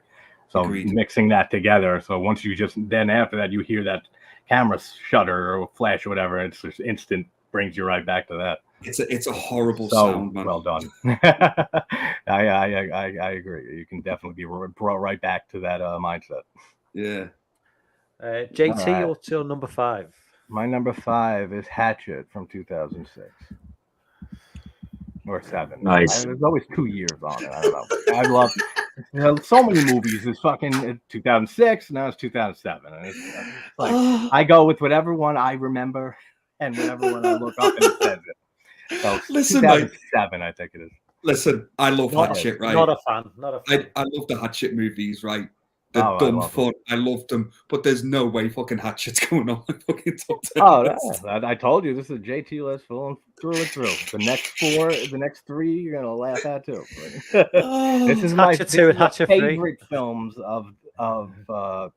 Yeah, Oh, we not should, the we, best. should, we should emphasize that it's our favorite. Not Yeah. nothing's Yeah, the- we should the other- emphasize it like an hour and 30 minutes. Oh, No, but mate. we usually do say that anyway. Yeah. Do you know what, man? We do this. There's massive respect for you to put fucking Hatchet on your list. Absolutely. I was going to put Victor Crowley, the 4th movie. Oh, I like no. it almost as much as the original, but Really? I went with the original. Depends on my mood, but the original is just a classic, and it's got an amazing double kill with friggin' the old couple. When Yeah. he gets his fucking hacked in half, and he just takes his Yeah. top half, throws it on the ground, and rips the old lady's mouth apart. Yeah. Oh my Tongue's god! twisting Yeah. out. Wow. Dude, what Yeah. an epic kill! Like the practical Yeah. effects in those movies are excellent. Like that's Oh, the- exactly mate. what slasher fans wanted. Yeah. In There's the- no we There's didn't have no any of that. doubt. There's no doubt they're a lot of fun. Oh, for sure. Like they are. Yeah. Yeah, absolutely. I love 3 is the only one I like a little less than the others, but all 4 of them are awesome. I hope we Is get that the one with Sid Hagen, the third one? yeah. I'm trying to remember. And Caroline Williams, Yeah. Stretch from Texas Chainsaw 2. A few other people are in it too. Danielle Harris, obviously. Oh, she's gorgeous. Yeah, and everything. Well, not everything. In everything? Not everything.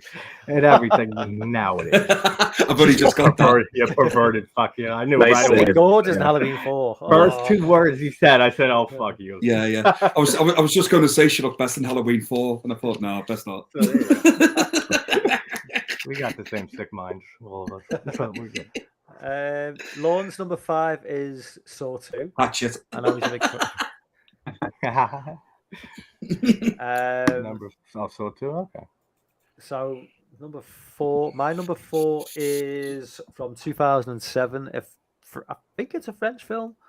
It's Them. It's otherwise known as Eels. Apparently, it's I like a know it's home. Them. It's basically the original The Others. If The Others Yeah. was actually a good movie, which I think The Others is just overrated I shite. like the others actually. The Them is far more effective. it I haven't Gen- seen them. In builds tension brilliantly. Some genuinely like scary moments in that film. That's why I love doing these lists because then shit that I haven't seen in so long I Jesus forgot Christ. about. Eels, I can yeah. type them down and remember and rewatch. Okay, so That I don't know whether it's called Eels in America, but in the UK it was called Them. But yeah, it's French. But a couple who go to, they're a French couple who go on vacation, I believe, to like maybe somewhere. I think it's like East. I think it's meant to be Eastern Europe. I'm not sure. But basically, they stay in a sort of fairly secluded like big house, and just get terrorized by someone or something or some people. And the film plays out, the final scene is just, I wouldn't say it's jaw dropping. It's kind of like you think, wow, I wasn't expecting that. And I don't mean it's not some big crazy, it's not some big crazy reveal. It's like it's the mundaneness. If that's even a word. It's not like a big reveal. No, it's the mundanity. If that's even a word of it is now the reveal. Love it. Do you know? So if anyone who's seen the film will know that it's just, it is what it is. It's not some crazy. It's been so long. I got to rewatch that one too. I just wrote it down.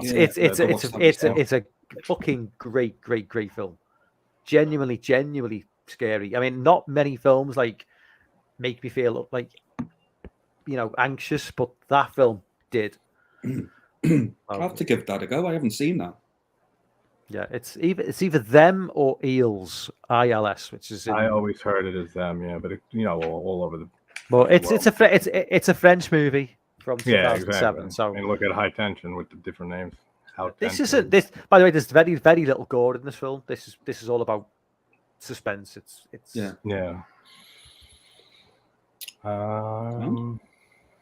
What are we up to?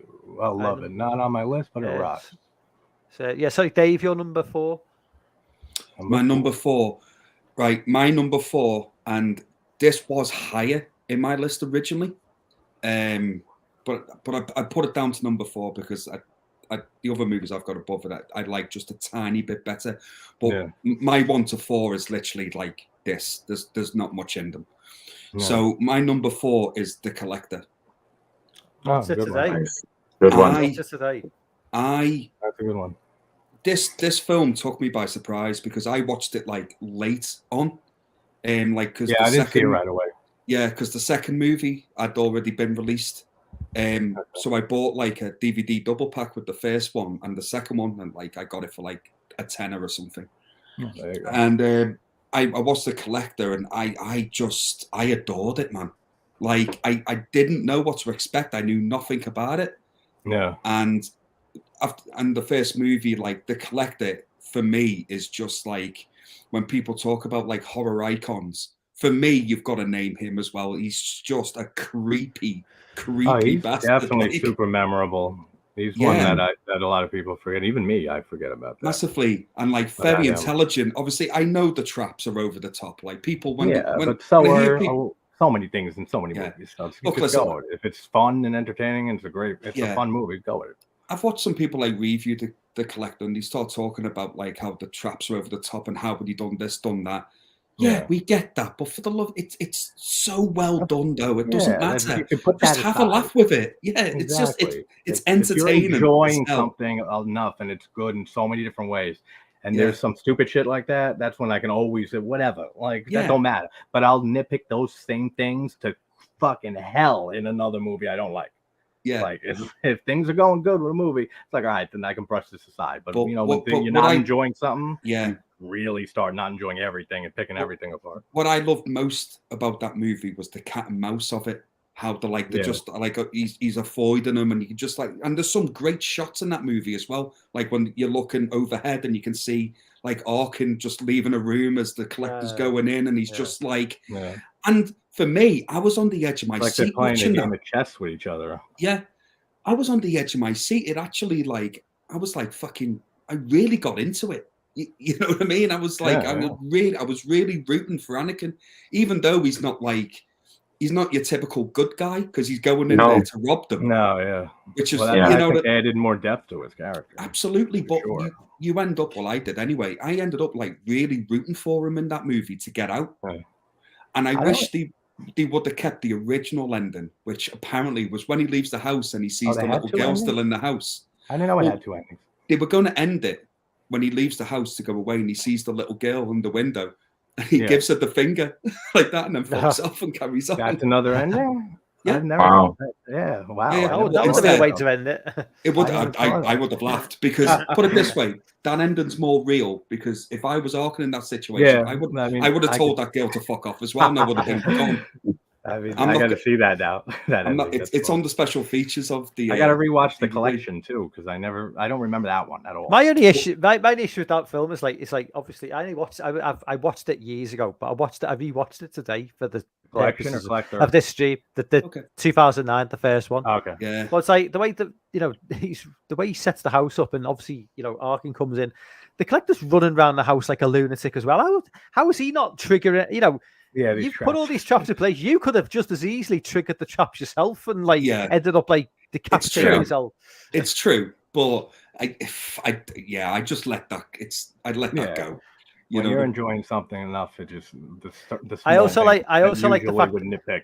I also think I like with the killer as well. He's just like this, inhuman sort of monster. But even he's not above having a bit of a lech over the sex scene. He's like there, look, he's on his hands and knees going, "I'm liking this." He's just there going, "Oh yeah." It's and I must admit as well as I like the collection as well. I don't like it as much as the first movie, but I do like the second one, and I like it's a different actor who plays the collector as well. Yeah, it is. I remember that it wasn't the same guy. And who played in the first one? I don't remember who. He's like South American guy, I think, or he's I don't remember. I'm not too sure. He's like Mexican or South American or something. Yeah. Oh. And I'm gutted because they were going to do a third one called The Collector. I remember. That's right. Yeah, I remember hearing about that. Yeah. What happened? They actually started shooting it. I think they were like 4 days in.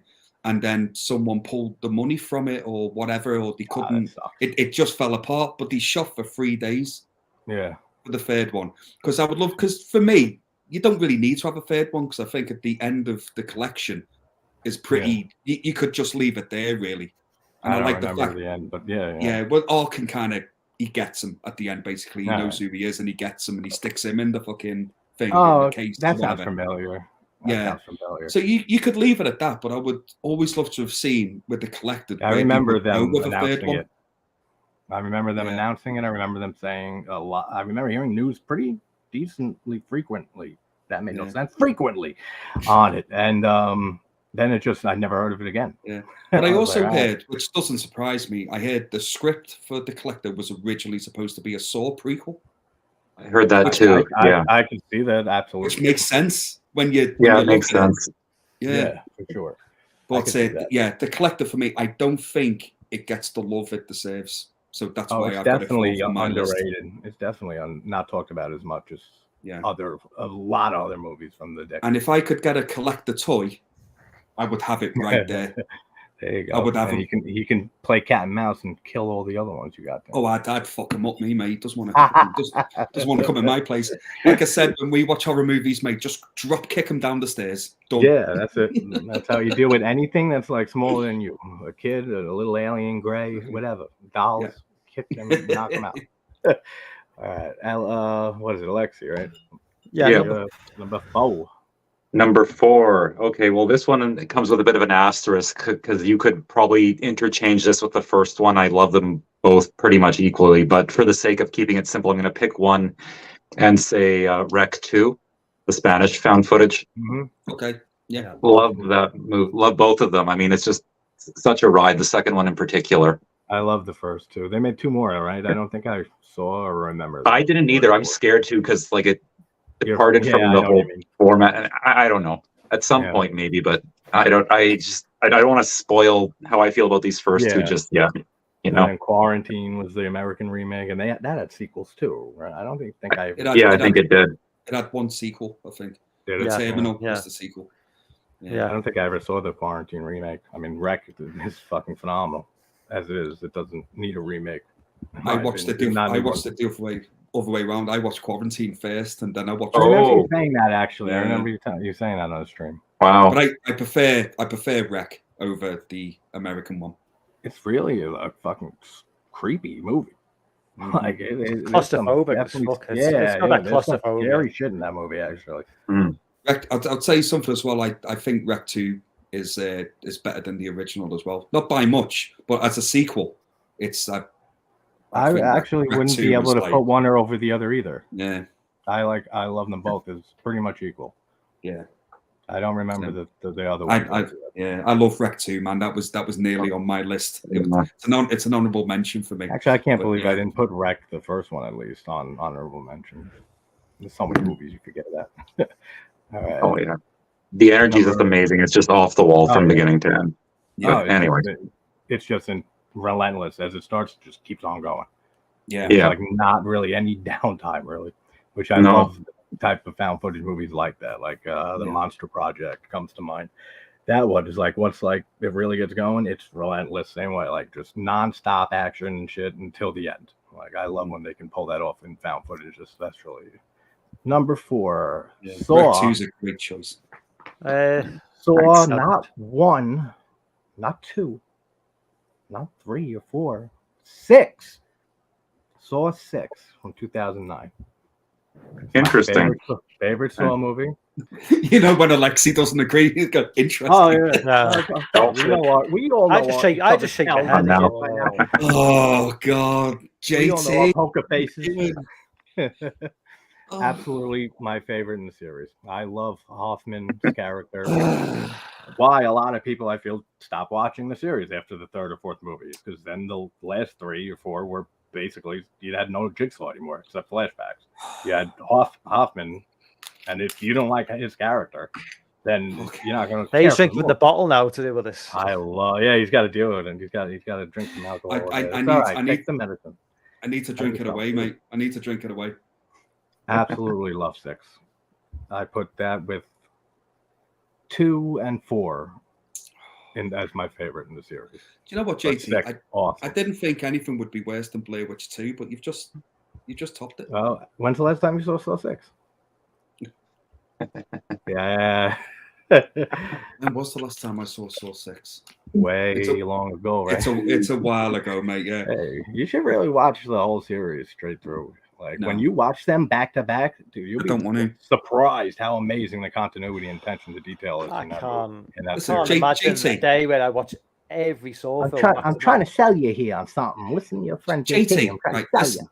Listen, I've already watched the Basket Case movies with you. Don't force Saw on me. And Frankenhooker. And Brain Damage. Lauren agrees, kind of. Saw 6 is the best of the later half of the series. Love House. That's Lauren. Wouldn't you agree? That's kind of what I feel is people stop liking the series after 3 and 4. It's all like hinges on whether they like the character of Hoffman. If they don't, they're not. That's why they tuned out. How many Saw movies was there in total?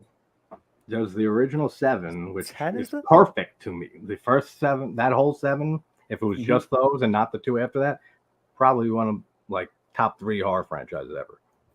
Like that's how much I love the Saw. And then there was what? And then they had Jigsaw, which I haven't seen, but it's different than the original 7. And then there's the Spiral. Spiral as well. And then that's the Saw 10 as well. Now they're coming out with 10, yeah.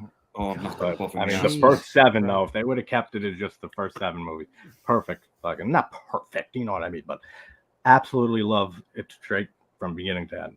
I think the worst mistake they did in the Saw movies was actually kill him off in the 3rd one. Well, that's why a lot of people stopped after that 3rd or 4th movies. They saw, well, he's dead now. Where are they going to go from here?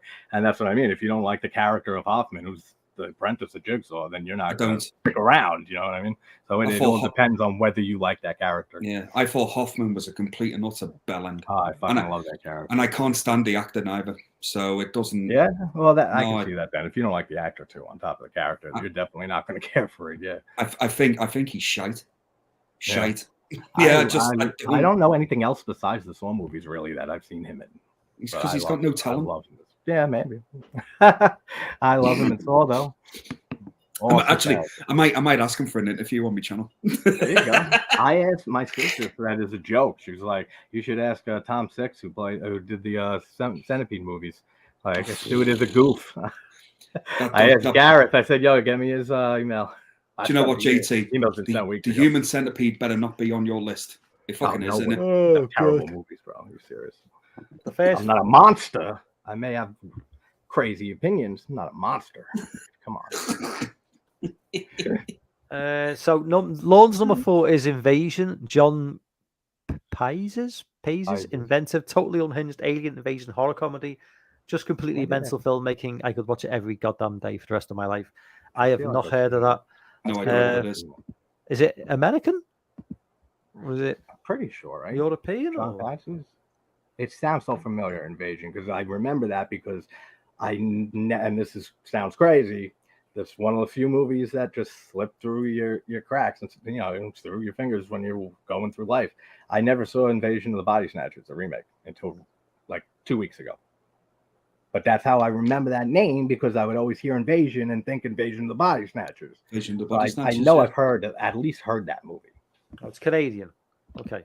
Yeah, close enough. No offense, Lexi. You're better than us anyway. So number 3. Oh, my number 3.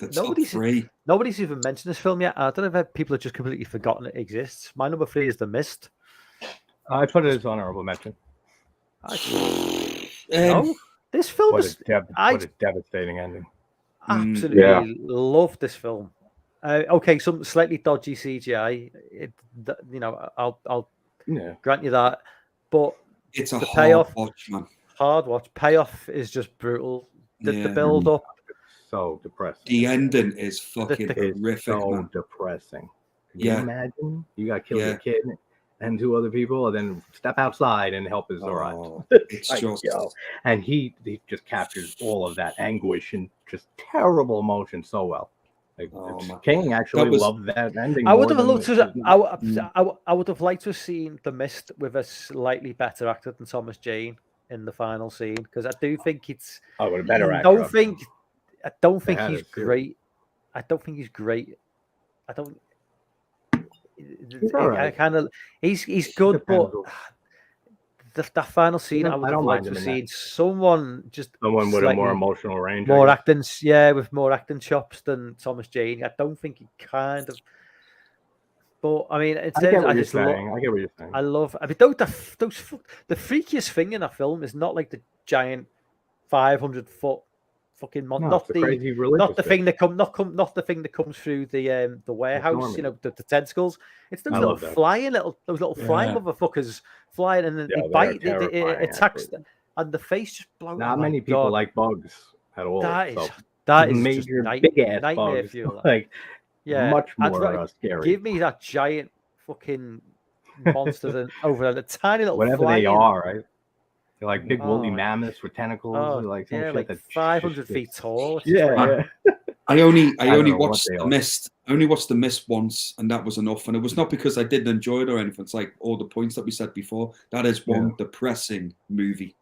Yeah, I know that it is. It's not a good time. Off the top of my head, like endings that are based off of a story or a novel that were a different ending. That's such a good punch than the ending for that movie. Like off the top of my head, I can't think of. Do you know what, mate?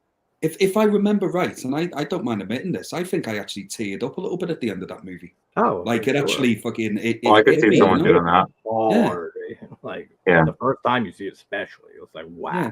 But when he's holding his son and stuff, and you're just like, "Fuck me, man!" And then helped it literally turns up like. Yep. Like if he would have waited 10 seconds. Yeah.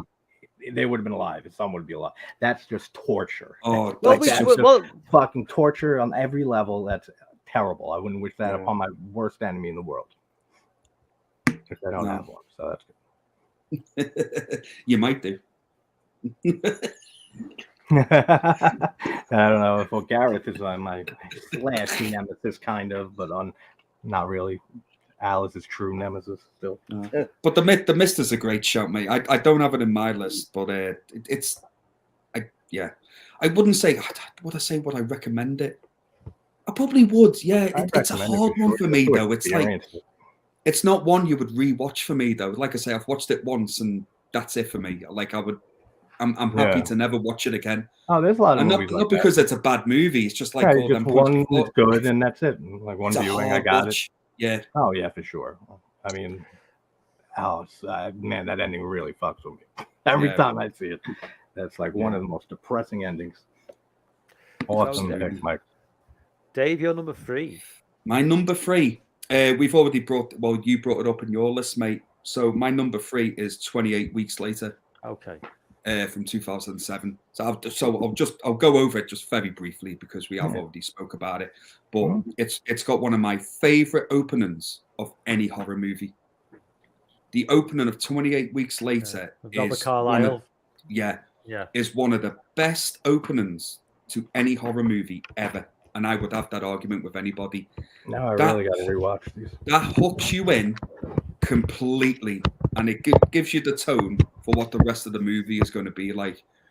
And the fact that he has that moment, Robert Carlyle, where, and I mean, let's be honest with you, people will call him a bastard for leaving his wife and stuff there, but really, what could he have done? Like, if he tried to save her, he's dead as well. Like, you know what I mean? Like, if I was in that situation, man, I would have done the same thing as Robert Carlyle did. To be honest with you, I'm not going to lie. I don't remember what he did. So, well, there's a little kid that they find. Don't spoil it. I'm going to rewatch it. Oh, sorry. Anyway, I am going to rewatch it. But the scene where like she kisses him though, in the secure room, and when she's infected. That is his transformation there is terrifying. And he's putting his freaking thumb into her eyes and all. It's horrible. Yeah. But that shot in the opening scene of that movie where the infected are running over the hill and Robert Carlyle's running towards the boat in the river, like, it's such an awesome shot. And when that music's pumping as well, which is the same music from the original movie, man, you just like, you're on the edge of your seat. You're just like, fucking, is he actually going to make this? And I'll be honest with you, again, I like to put myself in certain scenes in movies and think, what would happen if I was there? I'd be dead. I wouldn't have made that boat, man. I can't run as fast as Robert Carlyle did. He's probably in his fucking 50s at the time. I'm brown bread, me. He's not that old, Dave. What, at the time? No, in 2007. He's about 60 now. But he looked about 50. But anyway. But I adore 28 Weeks Later. It's got more it's what the sequel it's what the sequel needed to be. There's more action, there's more infected. Never expected what happened to Jeremy Renner's character, because I really liked his character and I was gutted what he did with him. And there's just always a feeling in these movies that it doesn't matter. Like, you're going to die regardless. You're never getting out of this situation. So for me, 28 Weeks Later is probably, it's one of the best movies in the 2000s for me. And one of the best sequels as well for horror movies. JC's disappeared again. His Wi-Fi must have dropped out. Alexei, what's your number 3? Number 3 is The Descent. I mean, not a whole lot to say there at this point. Obviously, we went over that one too, but it's a stone cold classic. It's claustrophobia redefined. Yeah. I love everything about this movie. Yeah, it is, man. Yeah, just I don't do well in tight spaces, man. So when I was watching The Descent, when they're going down them really tiny gaps in the kit, I'm just like, even then, I'm like, that's worse than the monsters in there for me. Watching that movie. Oh yeah. The people that got pothole, and I just know I can't understand why people do that. But that one bit where one of the girls going through, there's no room. Like, there's literally no like. Yeah. Oh, so I'm claustrophobic, so I couldn't deal with that shit. Yeah, I wouldn't fit in them fucking tiny gaps anyway. I'd be fucked. I mean, is the Descent like British? But yeah, that's right. Yeah, Neil Marshall. Is it set in America? Yeah. Yeah, it is. But it's a British movie. Yeah, well, they're British girls, aren't they? Well, don't a couple have American accents though? I don't think so. No, I thought a couple.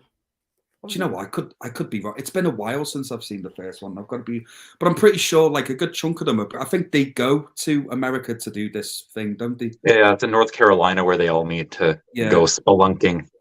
Yeah, which is not my idea of a good time.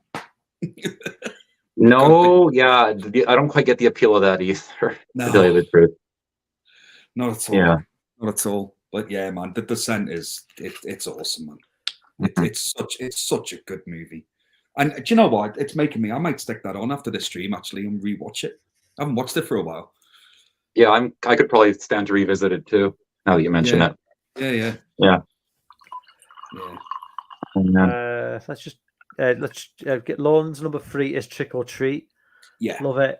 Like Yes. everyone else, but honestly, only watch it once a year as a seasonal treat. My number 1 and 2 both get a lot more rewatches annually. Anthony says great choice, Lawn. I don't know where JT is. Oh yeah, he's back. Well, is he with us again? Is he? He's not quite back yet. He's popped up, but his face isn't there yet. So don't have him back, mate. He picked Blair Witch 2. Don't have him back. It's just saying device is not connected, whatever that means. So I still can't see him. Oh my goodness. We'll crack on. We'll get back to him when we. You know what I mean? Yeah. It's now just a white box. So if I had to stream, there we are. Here we go. Let's see. JT's buffering. Ever since he's mentioned Blair Witch 2. Cursed. Yeah. Deep Blue Sea. I hold Deep Blue Sea as high as Jaws. Oh God. Oh my God. Stop. I don't know about that. No, I don't know about that. And don't get me wrong, I think Deep Blue Sea is highly entertaining. Yeah. Like I do like that movie, but it's no, come on, Jaws is a masterpiece. Yeah. Exactly. Deep Blue Sea is not. So No. that's just It has that one moment of obviously, but like that's not enough to make it a classic. Yeah. I mean that moment, like spoiler alert from whatever. It's been a while, but when Samuel L. Jackson dies in that movie, I did not expect that to happen. No. Whatsoever. Like the moment that shark just came up and grabbed him, I was literally like, I remember watching it just going, what? you can't kill Samuel L. Jackson. Yeah. Exactly. Yeah, but not on the same level as Jaws, man. No, hell no. God, no no way. No way. No. How we doing with JT, Mike? He's still not there. We'll give him a couple more minutes and then we'll have to move on. Let me just jump into. Just gonna quickly. I just want to share.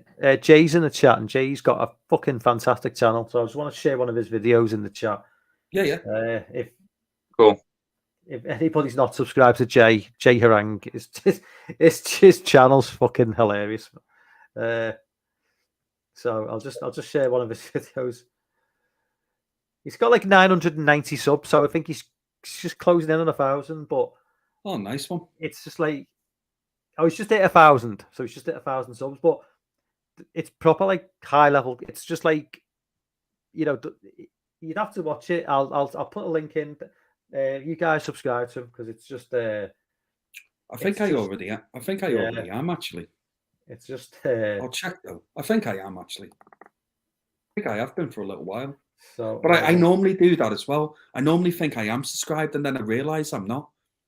And then I thought, oh shit! I thought I was already subscribed. Yeah, I hate it when that happens. I do that so many times. I did that to you, Lexi, as well. I thought I was sure I was subscribed to you, 100% sure, and then I realised it happens to me all the time. Yeah, not to worry. You do sometimes get unsubbed from people though without even realising it, or you don't get the notifications. You know when you turn notifications on to the channel and you click the bell, and then you click the bell, but then you go back to it like a few weeks later, and you know just that the notification's gone, and you're like, I definitely clicked it. YouTube just works in mysterious ways sometimes. I don't get it. Okay, well we'll let JT come back for his number 3. We'll go to number 2. Yeah. My number 2 is Eden Lake from 2009. Just a movie that I think has extra another hard watch creepiness. If you obviously from the UK like me and Dave are, as it's too real. Yeah, because we all know these little bastards Pricks. are fucking everywhere. You know, these little what we call I thought we'd call them scallies where we're from. Dickheads. Or chavs, wherever depends what part of the country you're from, but basically, little lawless bastards who just like cause chaos wherever they go. And obviously, anybody who's aware of the movie, Michael Fassbender and his girlfriend go to like a secluded lake, for a quiet time, like a sleepover. And it just goes south from that point on. Yeah, it does. They're terrorized by some lawless teens, led by Jack O'Connell, who's fucking great actor, by the way. Jack O'Connell is he's so good in it. You literally hate his character in this movie with a passion. He's that good. It goes at, I mean, the last sort of 20, 30 minutes go a little bit more. I don't really. It goes a bit. I don't say cliched, but I don't like the extended sort of family coming into the scene and like getting involved. I kind of like it to be contained just to the lake rather than going outwards and bringing in family members. But I can see the way they've done that is because these little fucking bastards who do, they're everywhere in this country basically. The parents are just as bad as the kids. The parents will defend the kids to the end, and are just as lawless and just destructive as the kids. So that's with the kids. It's basically it's a take on if you've got like parents who act in a certain way, the kids are products of a product of your environment, and if the parents are behaving in a certain way, the kids are it's basically a horror movie version of Shameless. If you really think about it, you know what I mean? Yeah. Oh, here he is. I was tired of hearing of British zombie movies. I went and took the railroad, got a pretzel from New York, I came back. Needed the Pets too. So where are we at? Well, I've just dropped my number 2, which was Eden Lake. But you've got to drop your number 3. You're going to need to drop your number 3. Number 3. And it better be good, or you're getting booted off again. Yeah. Number 3 that's what it was, right? It was fucking you. It was you did some technological fuckery to be like, no, I'm tired of hearing these listings. Get out of here. It is Rob Zombie's House of a Thousand Corpses. Oh, nice. Yeah, starting to think maybe my goal was to drive you nuts, Dave. Oh, come on now. It's not that. Stop. Come on, baby. Come back, boo-boo. Well, that was dramatic. Awesome movie. He's probably taking a piss. That's what I just did. He's gone. No, he'll be back. He's like a big teddy bear. He gets upset. Oh, but the opening scene with Spalding though is just like you and me were talking about this once. Yeah. What's brains all over my best clown suit.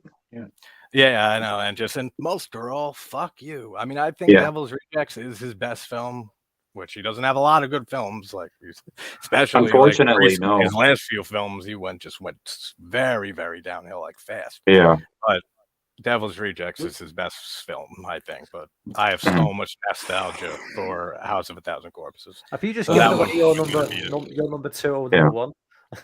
Yeah, right. You want me to just like spat them shit out? Have Dave will have a heart attack if I knock them out like one after another. We got to space it out. Have we finished talking about House of a Thousand Corpses now? Yes, we are. I took that opportunity to go for a pee. I see. Mate, that's what really, I said. You went to fifth. Really? That's what I just do when I catch. You know what, mate? Like we always say in our channels, don't we, mate? Yes. You know, films are subjective, and everyone's opinion. It doesn't. You know what I mean? We respect it. Of course, but that's wrong. Except for your opinion on House of a Thousand Corpses. Now that's the one exception we wrote about. Remember, we were pen pals before we met on YouTube. We were like, "Don't ever fucking insult my House of a Thousand Corpses." You said I will never do that to you, no matter what, my friend. And now look at this. Look how you turn it around on me. Terrible, man. I would never do this to you. Oh, I really wanted to like that movie. I love you too. This next one shouldn't drive you nuts. This next guy. I really wanted to like that movie. I mean, the first 3 times I saw it, I was tripping with my girlfriend at the time. So there's a lot of stuff in there. And I said Devil's Rejects, I think, is his better film and best film. But, thanks, Gary. Yeah, everyone go and subscribe to Alexi. Do it now. You're too kind, guys. Thank you, Gary, for being amazing and as usual. Yeah, and yes, sub to me too because sub to me too because I am amazing and I don't have shit yes, movies, but he does. That's the easiest, simplest pitch that there is. True, short, sweet. That's right. Go make sure everyone But I'll tell you what I do like about A House of a Thousand Corpses. Start taking random ass channels you've never even heard of from, not even horror stuff, just plugging them into chats. I'll make sure you subscribe. I know that. What's JT doing with his hand there? At this point, JT's I know that ain't me. But yeah, plugged in. The only thing I like about A House of a Thousand Corpses, you're screwing up the cameras too, man. That's not me at all. I love the character of Captain Spaulding. Oh yeah, I'm saying I'm not accepting anymore. Rest in peace, so get in now. 15 spots. Yeah, he was great. Oh, I was jerking off before, JT? but now I was doing a hand thing. I was fixing my my other light fucking broke, so I was thinking, but it doesn't. JT, you keep freezing all the time. Yes. Where are we up to now? What movie are we talking about? What are we doing? What's today's number 2? I feel like talking about Dave. I could see you in a few years' time. I could see you as a Captain Spaulding character. Do you reckon? Yeah, just when you get, you beard out grey, a bit of a clown makeup on, I think I could see it. But you don't like House, so fuck you. You don't get that opportunity. Fuck you. You don't get to. No, you don't get to. You don't like House, JT, so you don't get to be in it. JT, like, what type of hypocrisy is that? JT, I would make it better. I know what you're about to say. Like, we need, we need an English to go up against. We need an English Captain. Captain Spaulding. Yeah, that's me. There you go. All right, I can deal with that. I can see that going. I can see that. I'll bring me British House of a Thousand Corpses. I'll come out with a retirement. Do they have rednecks and stuff like in there? I'm sure they do in Britain, right? Like, yeah, we talked about this, I think. Let's go. We're at number 2. At least the second one won't like make you vomit. Actually, nobody's mentioned it in an honorable mention. No, mate. It's I think the movie's. I've got to be honest with you, mate. I think the movie's terrible, but no, it's actually a pretty good movie.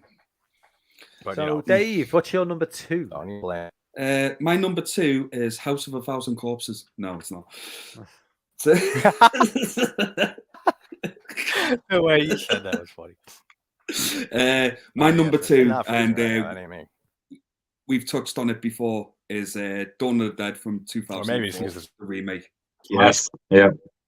Is my number 2. So that was the one just now, dude. You're great acting. Like a fucking British Captain Spaulding one day. Amazing. Have you finished? Gotta love so I'm done. I've been waiting for you. You're the one to carry it on with number 2. How's it going? Go ahead. You may now present your number 2, my friend. Thank you. Well, and it better be Dawn of the Dead. I'm giving you so much shit for it. I know. All right. So Dawn of the Dead. We've already spoke about it, but like I say, he said I know. I would agree. It's probably Snyder's best movie still, and I would agree with that. Absolutely. I love the zombies in it. And I'm probably, I'm probably going to piss people off again with this quote. I think this movie's better than the original Dawn of the Dead. I've got no problem with that. Yeah, I love the original, but I've got no problem. I know people. Mike, do you like it more? Yeah. Do you like it more, Mike? The remake? Kind of like, depends on what day of the week it is. I'm kind of like, I think he does. I like the original, but I've never been like, out the Dead movies of Romero's. Day of the Dead for me is best one, in my opinion. And then it goes Night of the Living Dead, back on equilibrium. Yeah, and then Dawn of the Dead for me is like his third one. I think this remake just takes what Romero did for Dawn of the Dead, and for me actually improves it.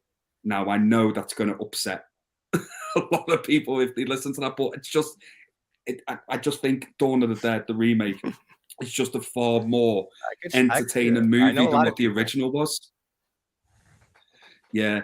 And I just thought it's just, I could see that. I love the movie. I watched Dawn of the Dead. I watched that at least 3-4 times a year. It's one of my go-to movies. A lot of people that I just like to stick on, and like I like to put on, and like when I go to bed, you go to bed and sometimes you just put a film on to kind of fall asleep to or whatever. I mean, I have every night.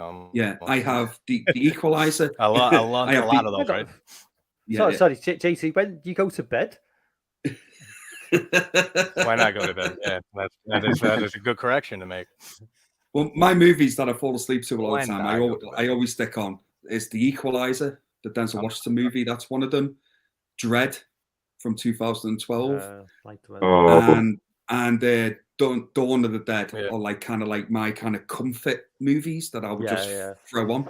So I adore Dawn of the Dead remake. Absolutely adore it. There is one part of it though that I do think Blair Witch 2 stupid and daft. Let's not talk about Blair Witch 2, JT. We've moved on from that. The original Dawn is 2. So the part that I think's really silly in the remake is with the zombie baby. For me, when I do watch that bit, I go, "Oh, you just need to have that in." Like, I just, it didn't need to be there. But other than that, I think the film is pretty flawless, in my humble opinion. So that's my number 2. Alexei, what's your number 2, man? My number 2 is... A lot of people in chat are saying the remake more. Yeah, I could see that. I support that.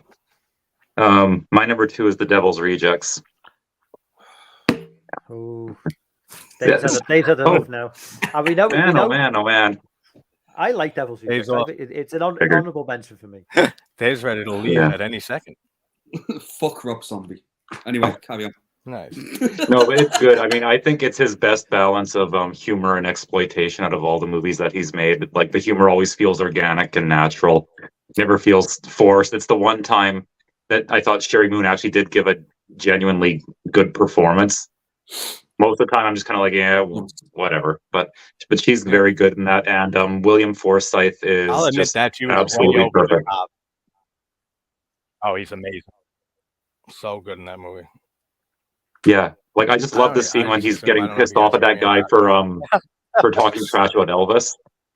Oh yeah.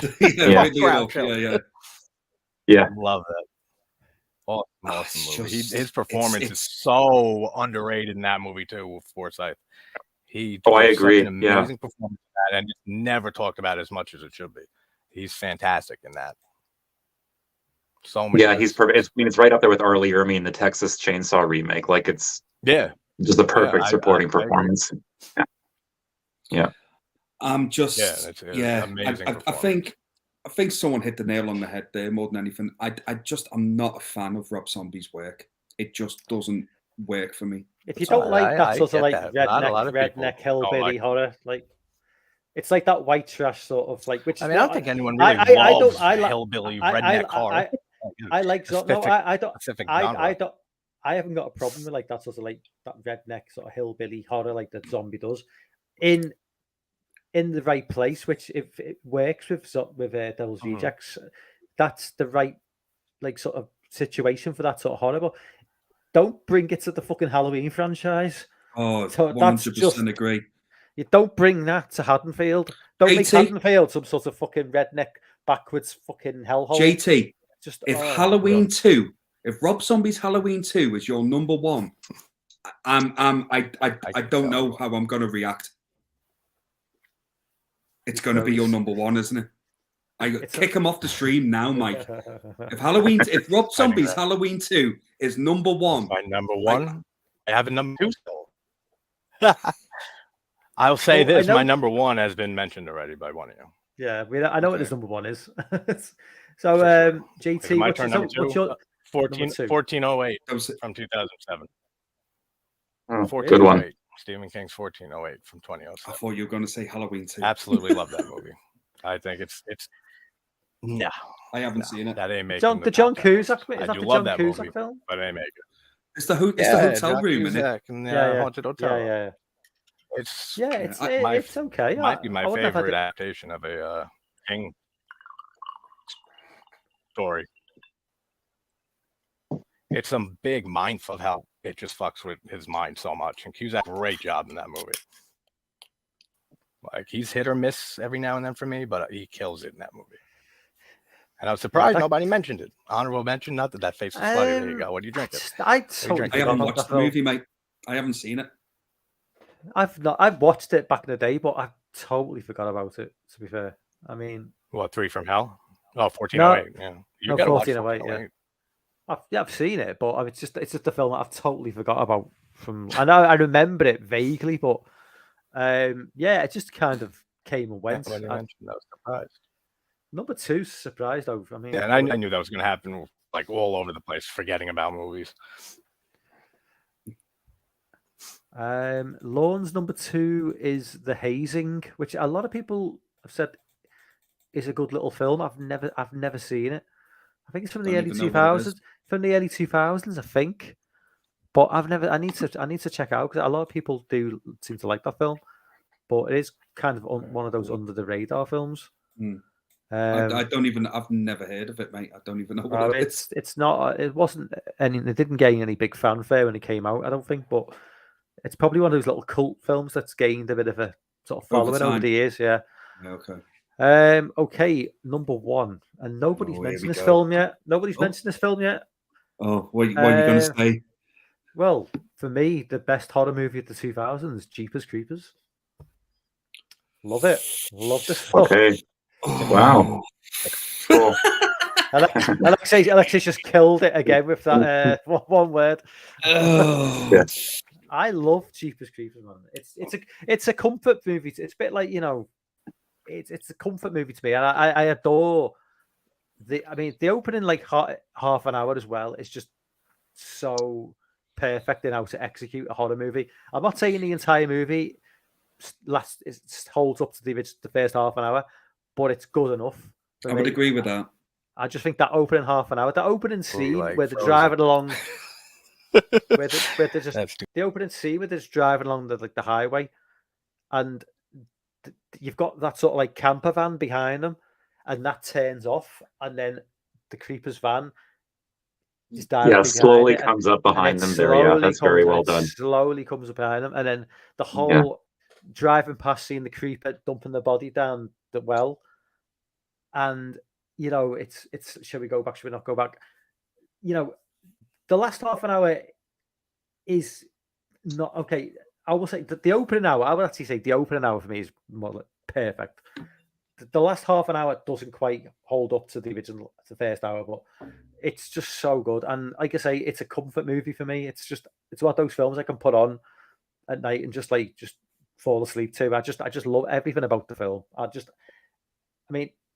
Separating the art from the artist, because obviously Victor Salva is a piece of shit. Say, mate, yeah, I was just going to say, man, I didn't want to kind of fucking bring it down or whatever, but one of the reasons why I don't have it on my list is, like you say, can you separate the art from the artist and all that? And I do get that argument, and I understand it to a certain extent, but the fact that the director is a real piece of shit. He's a fucking paedophile at the end of the day, right? Yes. I can't support. I can't get. I just can't. He's a cunt. He should never have been allowed to fucking. He shouldn't be allowed. Period. To fucking have that career anymore. You fucked it, mate. Shouldn't have him back at all. Yeah. Well, and not to get too far off the path here, but I remember, Dave, hearing some interview with like his principal victim that he was convicted on, and that victim's parent, where they basically, honest to God, said, yeah, well, that was a while back, though, and just because he did that to us doesn't mean that he shouldn't be allowed to make a living and work in the industry, and it's cool, it's behind us, blah blah blah. And I'm sitting there going, like, if hell, pardon me, yeah, like if God was as forgiving as you two are, hell would be just completely empty. Because, wow, guys. But I only found out about all of that as well, was like after the fact. Like I didn't know anything about it. No, I don't think most people did. Yeah, and what broke my heart about it as well, that it happened on the set of Clown House that he directed. And I really like that movie in the 80s, Clown House. I think it's pretty underrated. But then when I heard that one of the kids, like the main young lad in it, was being fucking abused by him, it's ruined that movie for me completely, because what that fucking kid went through must have been horrific. Yeah. So and then like you start realizing like almost all his movies come up with some excuse for like having a scene where guys are taking, young guys, mind you, are taking their shirts off, right? Yeah. The guy should fucking rot in hell for all I care. So that's one of I will say though, it's like when you talk about separating the art from the artist, I mean, obviously with Salva, he's just been found out. How many movies out there, how much music out there do you listen to?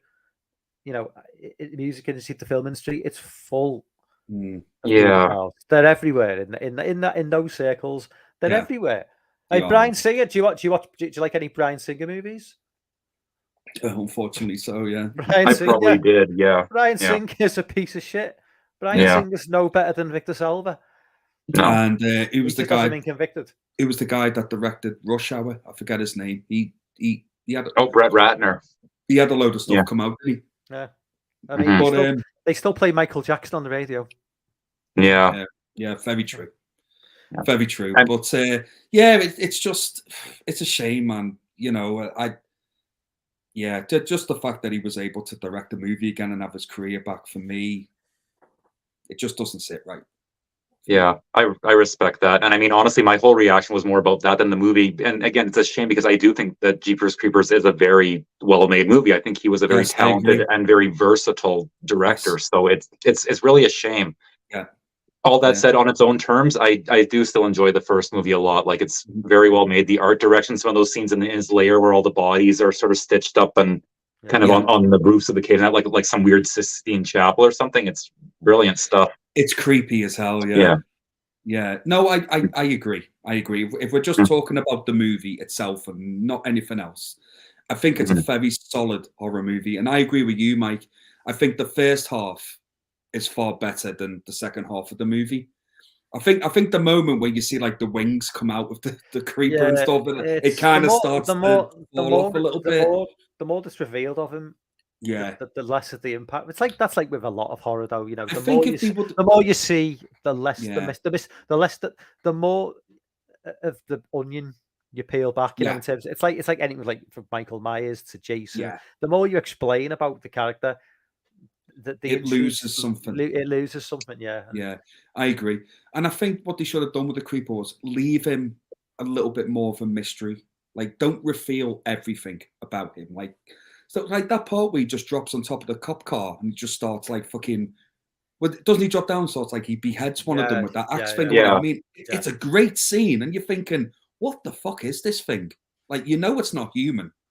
Like, by this point, and I think they should have just kind of kept it that way. Don't reveal too much, because I do like the end of that movie as well, where it you think it's chasing her, but it wasn't. Yeah, it was chasing the brother. And I also think that ending is quite unsettling as well, when it just takes him off and you know he's done for. You know what I mean? You know, and it wanted his eyes, didn't it? Yeah. That's what it liked about him. So I think the creeper as a character is really interesting. I just think, unfortunately, like the first film is probably the best one. I've heard some really bad things about the one that came out last year. It's bad. Me too. I believe I've not seen 3. Oh, 3's awful. I've seen 4. 4's it's not good. It's not good. Yeah, I've heard. That's been my most requested review to do, has been Jeepers Creepers Reborn, believe it or not, because people know I will hate it. I think that's why they're asking me to do it. But yeah, as far as it comes to the Jeepers Creepers movies, the first one is by far like the best one in that series by like a mile. But like I said, just Victor Silva's just a massive fucking piece of shit. So yeah, okay, that's my thing. Dave, your numero uno. My number one is, we've touched on it before. It's already been mentioned in other people's lists, but my number one is the Hills of Eyes remake. I just think For me, it's one of the best horror movies, and it's one of my favorite horrors, like full stop. If I was to do a list, so if we were to just have a list of just our favorite horror movies, 80s, 90s, 2000s, The Hills of Eyes would 100% be on it. I think that's probably come out over with the four of us doing this list. I think that's probably come out on top in terms of if you look, we've all sort of placed it. I think. Yeah, maybe I remember, but we all placed it highly. Yeah, because I remember when I first watched this, it was actually weirdly enough, it was on a Sunday. I was in Liverpool and I was waiting to get the boat back to the island, and I had like hours to kill. And do you remember where the old Odeon cinema was, Mike? Yeah. By like Lime Street up that way. Yeah. So there was a showing at like 3:00 in the afternoon, and I thought, perfect, that'll do, because we boat was at 7:00 at night. So I dived in to watch it, man, and I left that cinema just going, I think I've watched one of the best horror movies I've seen, like, in my life. That's how much I really rank the remake. It's just solid. It's solid performances. The atmosphere is just unnerving. It's like some of the scenes are so disturbing and so wrong, but you can't take your eyes away from it. It's just these mutants. You really hate these bastards. Like, you really, and then when your guy goes off, who turns out to be the hero, and you don't expect it, like, you really root for that guy. Like, 100%, you root for him. You want him to get his baby back. You want him to get his daughter back. And like, I love, like I said, like, I love horror movies when you take a character who you don't expect to be heroic, but becomes heroic, and like, fucks up the fucking bad guys. I love watching that in my horror movies. So it just, the Hills of Eyes remake. 5? What? One. The Hills of Eyes remake literally just ticks every single box for me that I want in a horror movie. Yeah, I know mad people who love it. I know more people who love the remake more than the original, which is rare. It's for me, it's perfect, and I really mean that. It's perfect. I know people who adore that movie. I mean, I like it a lot. I don't love it, but I could see. I know many people who love that movie. Oh, I'm one of them. Like, I know you. I didn't like the sequel to it that much. Like, I thought the sequel was a sequel? real. Yeah, the remake sequel. I don't even remember it. Both sequels are terrible. Yeah, I thought it was a real. No, the original sequel is not that bad, actually. Well, at least like the guy from the original, like, he turns up for like the first 10 minutes and just doesn't go, and he like Pluto. No, yes. The mutant dude? No, Paul, is it the guy? Oh, okay. I thought you were talking about. It's like you think he's going to go, and he's just like, oh, fuck that. He made the right choice. It's just like you expected him to go back, and he's like, no, fuck that. Hey, by the way, in the remake, I love the dog in the remake as well. Like, I love it. Yeah. I've got to say, he tries kicking some ass, man. Yeah, kicks some ass in that movie. Yeah, I love dogs in horror movies, man. You know what I mean? And just fucking that dog was awesome, man. I would 100%. I would do the same. I would do the same as that dude. I would 100% take that dog with me going in and be like, "You are my fucking backup kid." Yeah, you need backup. You bring that dog. Oh, damn right. But like I say, like some of the scenes in that movie, I think it's Pluto who he's fighting. I mean, man, like, it's brutal what happens to that fucking. Like, he's getting flown through fucking glass. He gets his freaking fingers chopped off. He's getting like, he takes a hiding. And I love the part where he pulls I think it's like a screw or whatever, and he pulls it out, and then he like drops it to the floor, and they start laughing, and he starts faking like, please don't kill me and all this. And I remember watching that point going, oh no, don't turn into a bitch now, man. I was really liking it. You know what I mean? And then you just see him look up like he's faking it, and then he just fucking rams the screw through Pluto's foot. I was like, yes, boy, Lorne. Yes. It's just such a moment. And when he takes him out, come on up, finish it. And when you just when he just fucking finishes him off, like puts the axe through his head or whatever, you're just like, yes, motherfucker, have that. I love it. And he just leaves the dog to like you said, the one that you don't like with his big head in the wheelchair. He just leaves the dog to him. It's like, come on, man. Yep. You know what I mean? But I love the Hills of Eyes remake, man. love it. So it's my number one. Okay, Alexei, what's your number one, man? Number one, except me. Yeah. My number one is Martyrs. Okay. And I kind of knew it would be from the second we were sort of going to do this list, just because there's really no other movie that sort of like peeled my brain like an onion like this one did the first time I saw it. Like, on a lot of levels. I mean, not just the violence, even though that's very brutal and unrelenting too, but on so many levels it felt just so bold and piercing, and the plot was completely unpredictable. Some of those little edits, like when it's the panic scene and it just all cuts hard without like sort of tipping you off to the kids running and just being rambunctious, all those little things that make it all feel unsettling and unpredictable and just engrossing all the way through, right down to the ending. And I love that they keep it ambiguous. I know that ending pisses some people off, but it was kind of like the perfect gut punch to end the movie on. And it just, it was one of those movies like The Exorcist or something like that, or Night of the Living Dead, the original, when I saw it for the first time, where it really just kind of it changed me on a fundamental level as a viewer. And I can't think of a single other movie that I would put on top in this decade. Do you know, I've never seen the movie. There's something about it that I'm kind of not scared to watch it, but not put off watching it. But I don't know whether it sounds like one of the movies I'll have a tough time sitting through, if that makes it's rough. sense. It is. Yeah. It's one of the few movies I've seen where I actually had to take sort of a rest pause about halfway through, just because, I mean, in a good way, but I was feeling just so overwhelmed and beside myself. That brutal, is it? I found it's and I can't really get into a lot of it without spoiling, but there's a lot of things that are emotionally devastating as much as violent. I mean, the violence is quite shocking too, but it's the implications of what's happening that really sort of like just make you feel like, oh my God, I just want to pull a blanket over my head and just give up on this. Mike, you got to get better connections. It's unreasonable. Yeah. It's not my fault your Long Island internet connection is terrible.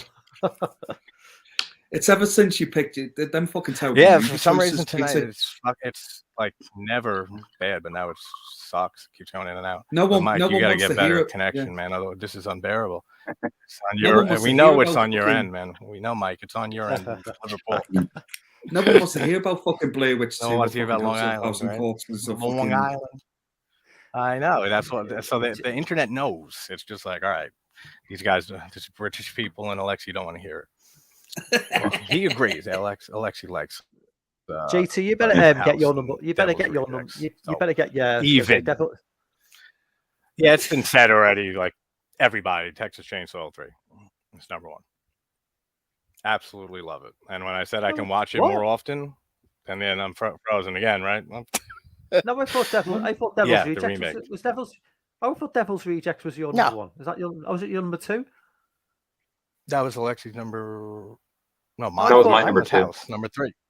That was his number two. Was Devil's Rejects. Oh, I thought Devil's Rejects was going to be your number one, JT. No. So your number one is Texas Chainsaw Remake. 03. Okay. Good. Because you know what, mate? I actually thought because I can watch it more than. Oh no, that would not be on the top 10 list at all. Even though I love that movie, but it's like you. I watch it more often than the original, and it's fantastic for all the reasons we talked about. So number one, Texas Chainsaw 03. Yeah, man. That's a great show. Not gonna lie. Yes, Slither is a good movie. Jay, you're right. It's Jay. I'll agree with you, mate. I really do like Slither, but there's better. Nobody mentioned House of the Devil either. That was an honorable mention for me. I like House of the Devil, but again, there's better. There's better for me. I think the problem with House of the Devil, well, not problem. No, problem's the wrong way. Yeah, that's I do like that movie a lot. It's very slow. Yeah, it is. I think House of the Devil is slightly slow burn for sure. To me, I think it's a little bit overrated. Always usually has a slow burn. I was going to say Ty West loves that, so that'll either work for you or it won't. The difference is though with Ty, like he is a slow burn, but he's done it better recently. He still keeps you interested. I don't disagree. I don't disagree either. Mm-hmm. He still keeps you interested in the material. He's perfected. Whereas if you go back to the House of the Devil, which I do think is it's a good movie. I'm not saying it isn't. It's very atmospheric, but I understand what you're saying. It can be boring for people. I can see that. It just, for me, it's a slow burn to a point where you do start to kind of lose interest in it, and then it really kicks off and like it brings you back. But I think he's perfected that with X, where X is a slow burn, but the Pearl is even better. You know, it's a slow burn, but you're still really invested in what's happening. Oh yeah, have you seen the Innkeepers by him? What's that, mate? By Ty West? Yeah, I really like the Innkeepers. I love the Innkeepers are good. Yeah. Did Ty West do that? Did Ty West do the Sacraments as well? Yeah. I haven't seen that. Yeah, I haven't seen that. That's good too. I think Sacraments is better than Innkeepers. That's the one I watched least and less often of his. The Innkeepers was really creepy, man. X is not a slow burn. It is a slow burn. Pearl is a slow burn. Dave, Lord's just going to come. Lord's just going to come on the stream and then just prove to you that you're wrong. So no, come on. No. He's got fair assessments like we all do every now. Let's be honest with you. I don't think it's a slow burn personally. I think it's a slow burn. I agree with Lord. Really? I don't think it's a slow burn. I think X is pretty. I thought it was slow, man. Once it gets going, it keeps going. But I'm not saying that was a bad thing for X. Like it a little bit, Lauren, but no, I'm agreeing with you. Lauren, go fuck yourself. That's what I was saying with my Wi-Fi. It's like I don't know if they hear me or not yet. I fucking give up. That's it. I love you, Lauren. Don't do that. But yes, I do have OCD. Oh, Jonathan, congrats on getting your 200 subs, man. I hope we helped you a little bit. Fantastic. But Bombastic, did I see before you had House of a Thousand Corpses as #1? You need to be flogged with a shitty stick for that. Well, you know what Lorne's #1 is, don't you? Jason X. Yeah, Jason X. Yes, Lorne. Actually, Lorne, what's your #1? Jason X. It's not. It is. No, Lord, you crack me up. Yeah. You have got to no. He's not. He's not being sarcastic. It's Jason X. No, he's not being sarcastic at all. No, he said it on numerous times. Seriously, Lauren isn't sarcastic that often. He's serious with his opinions. Lauren doesn't do sarcasm. Thank you. He might do, but someone that agrees with me. Someone. Oh, fuck off, everyone. Yeah, Jonathan, like that. Like the characters. I thought it was slow, the character development is fast. It's good, but it's not too slow. I mean, once it gets to like the fucking in the barn and stuff, like they're making the movie, it's pretty like steady paced after that. Like compared to his other stuff, his earlier stuff, House of the Devil, Innkeepers. Yeah, those are much slower. The Innkeepers is a slow burn. Am I being attacked in the comments here? Let's have a look. I got that. Except for Cabin Fever 2. Yeah, that's Ty West hated doing that anyway. So that was his own. I don't need to fuck myself. I have doctors to deliver that news. Yeah, I was laughing at you. I'm only joking, Lord, mate. No doubt. But well, that was a very different list for everyone. Yeah, no kidding. There was some definite ones that I think the 2010s will be even more. That'll be even more divisive. Definitely. Yeah, that's what I was thinking. 70s too. We got to either go forward to 2010s and back to 70s, or to the 70s. I'd say do 2010s next, and then maybe go back to 70s. I'm not. I won't. That's going to be more divisive for sure. I won't be really good with it. There's not a lot of 70s I've really like.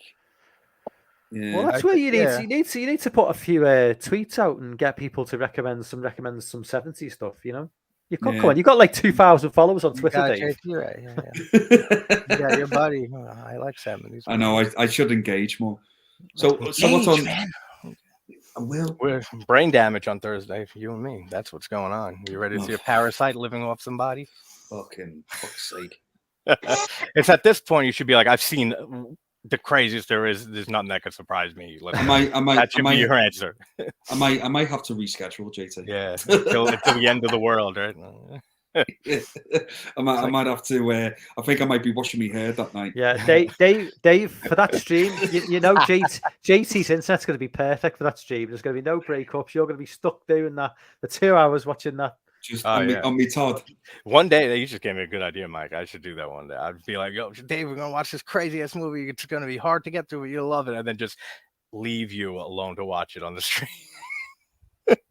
Come back at the last like 15 minutes. Be like, yo, what do you think? Where you been? I was like, I was just, doing my own thing. See how you liked it. Good idea, Mike. That's good. Anyway, let's just start wrapping things up now because it is 10 to 3 in the morning in the UK. Yeah, man. It's 9:45 here. Yeah. Let's just go around. So Dave, do you want to plug your channel? Twitter, whatever. Well, you know what you're getting from me. I think every horror movie is a slow burn. So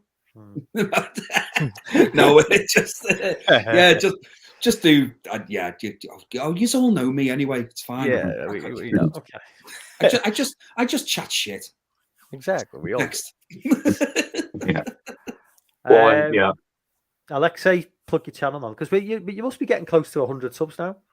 Yeah, getting close to my first 100, so touch wood. But it's the hardest, crime, dude. It's a fucking crime that you're hard. under It's 100. hard. Hitting 100 is the hardest. It annoys me, honestly. It really does. I appreciate that, guys, but I try to avoid the numbers as much as I can. Yeah, we all do. We don't. I was literally just going to say, mate, Alexei, you should have like so much more, mate. That's very flattering. Thank you. No, it's true, man. I really do enjoy your channel, and I love your videos, mate. And yeah, like it should be Absolutely. so much more. Should be. Thank you. Well, all good things, right? But anyways, if any of you want to get in on all this stuff that they're buzzing about, just look up Alexei Gammer on YouTube, Instagram, Twitter, and I will be there. And I do it as much as I can. It's sporadic sometimes, but just I'm steady like a train. So just keep an eye, and you'll find something soon enough. It's an awesome channel. So everybody amazing guy, subscribe. amazing friend, amazing channel. Please, guys, thanks, guys. Subscribe, please check it out. Don't subscribe to JT though. Yeah, I don't got. And fuck you guys. I got nothing for you. Nothing's going on this week. Fucking nothing. I'm hibernating for a week, watching House of a Thousand Corpses, Blair Witch 2, a non-stop loop. JT, you're YouTube poor, mate. You are all over the place. Yeah, I tried. JT will be streaming out on the internet, so I don't. JT will be streaming like Elden Ring at like 4 o'clock in the morning. Yes, with the most obscure video title I've ever seen. Yeah, Elden roll, language to you. Hard difficulty +1 roll, sidestep, whatever the fuck it's like. Have you seen him play it? Yeah. Oh yeah, he stops in every now and then. Often actually. And then he fucking kills me. I'll be reading the chat real quick and then, damn it, come on, you're killing me now. I watched you one time, JT, and you're just getting killed every single time by the boss. Oh yeah, that's why I don't like. That's honestly why I don't like streaming certain challenge kills like that, because a lot of it is just grinding it over and over again, and that can get boring for sure. Thanks, Gary. Thank you. I've said that. Yeah. Thank you, Gary. Everybody, amazing as always. Mm-hmm. But JT as well. Yes. What am I doing now? What did he say about me? I don't know. I don't hear that Liverpool accent anymore. I didn't say anything. I just said, fuck with you. What am I doing this week? I was supposed to go right after this to join Sean on his channel for Critters 2 watch, but I'm not. I'm laying down. Yeah, and that he did make me remember that is a Easter themed horror movie. Racking my brain trying to think of one or two or a few, and I couldn't. I was blanking.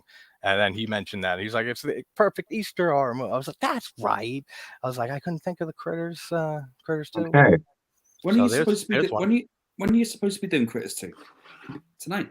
Yeah, he's streaming right now. He probably started. I think 9:30 he was starting. Might jump on. Yeah, I mean, I'll stop by and chat. Yeah. Well, for sure. We're going to wrap things up now, so yes, jump over there like if you want. Christmas present. Wrap it up. Right. Okay. Let's get to 3 hours, Mike. Oh no.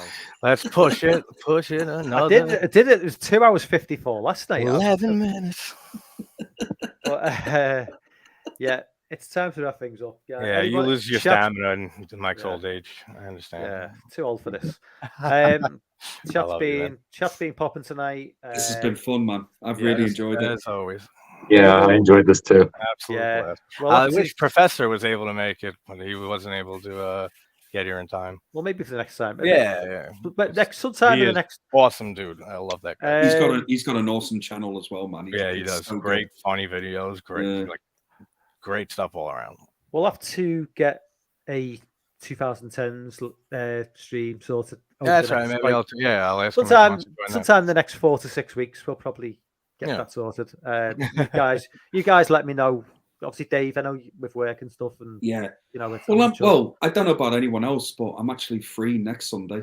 I know that's pretty soon. Yeah, I'm free too. If anyone can do next Sunday. Yeah, I'm free. I'll be upstate, but with my daughter, but I can stream at night. Okay. Yeah, that's definitely a possibility. Yeah. Okay. Well, if you guys get back to me on DMs, and if that's all okay, then we can probably schedule that. Look, for everyone in the chat, thank you for jumping on. Thank you, everybody. Dave, JT, as always. Make sure you hit the like button for Mike. Yeah, and please hit the like button. Can I get more than like 15 likes for the stream? Because I seem to get to 15 and it always just ends at 15. I never seem to get more than that. So everyone like, please, and share on social media, all that. Stuff. Thank you for everybody joining in tonight. It's always appreciated. Sure. Yeah, thank you, everybody. We only have as much fun as we do together because you guys are here too. So. Not really. We don't care. You guys don't have to be here. I'm kidding. I love you guys. Thank you, guys. Now they don't even know who I'm talking to. Confusing everybody. Okay. All right. I'm good. Everyone have a good night. Good night, guys. Right. We'll see you later.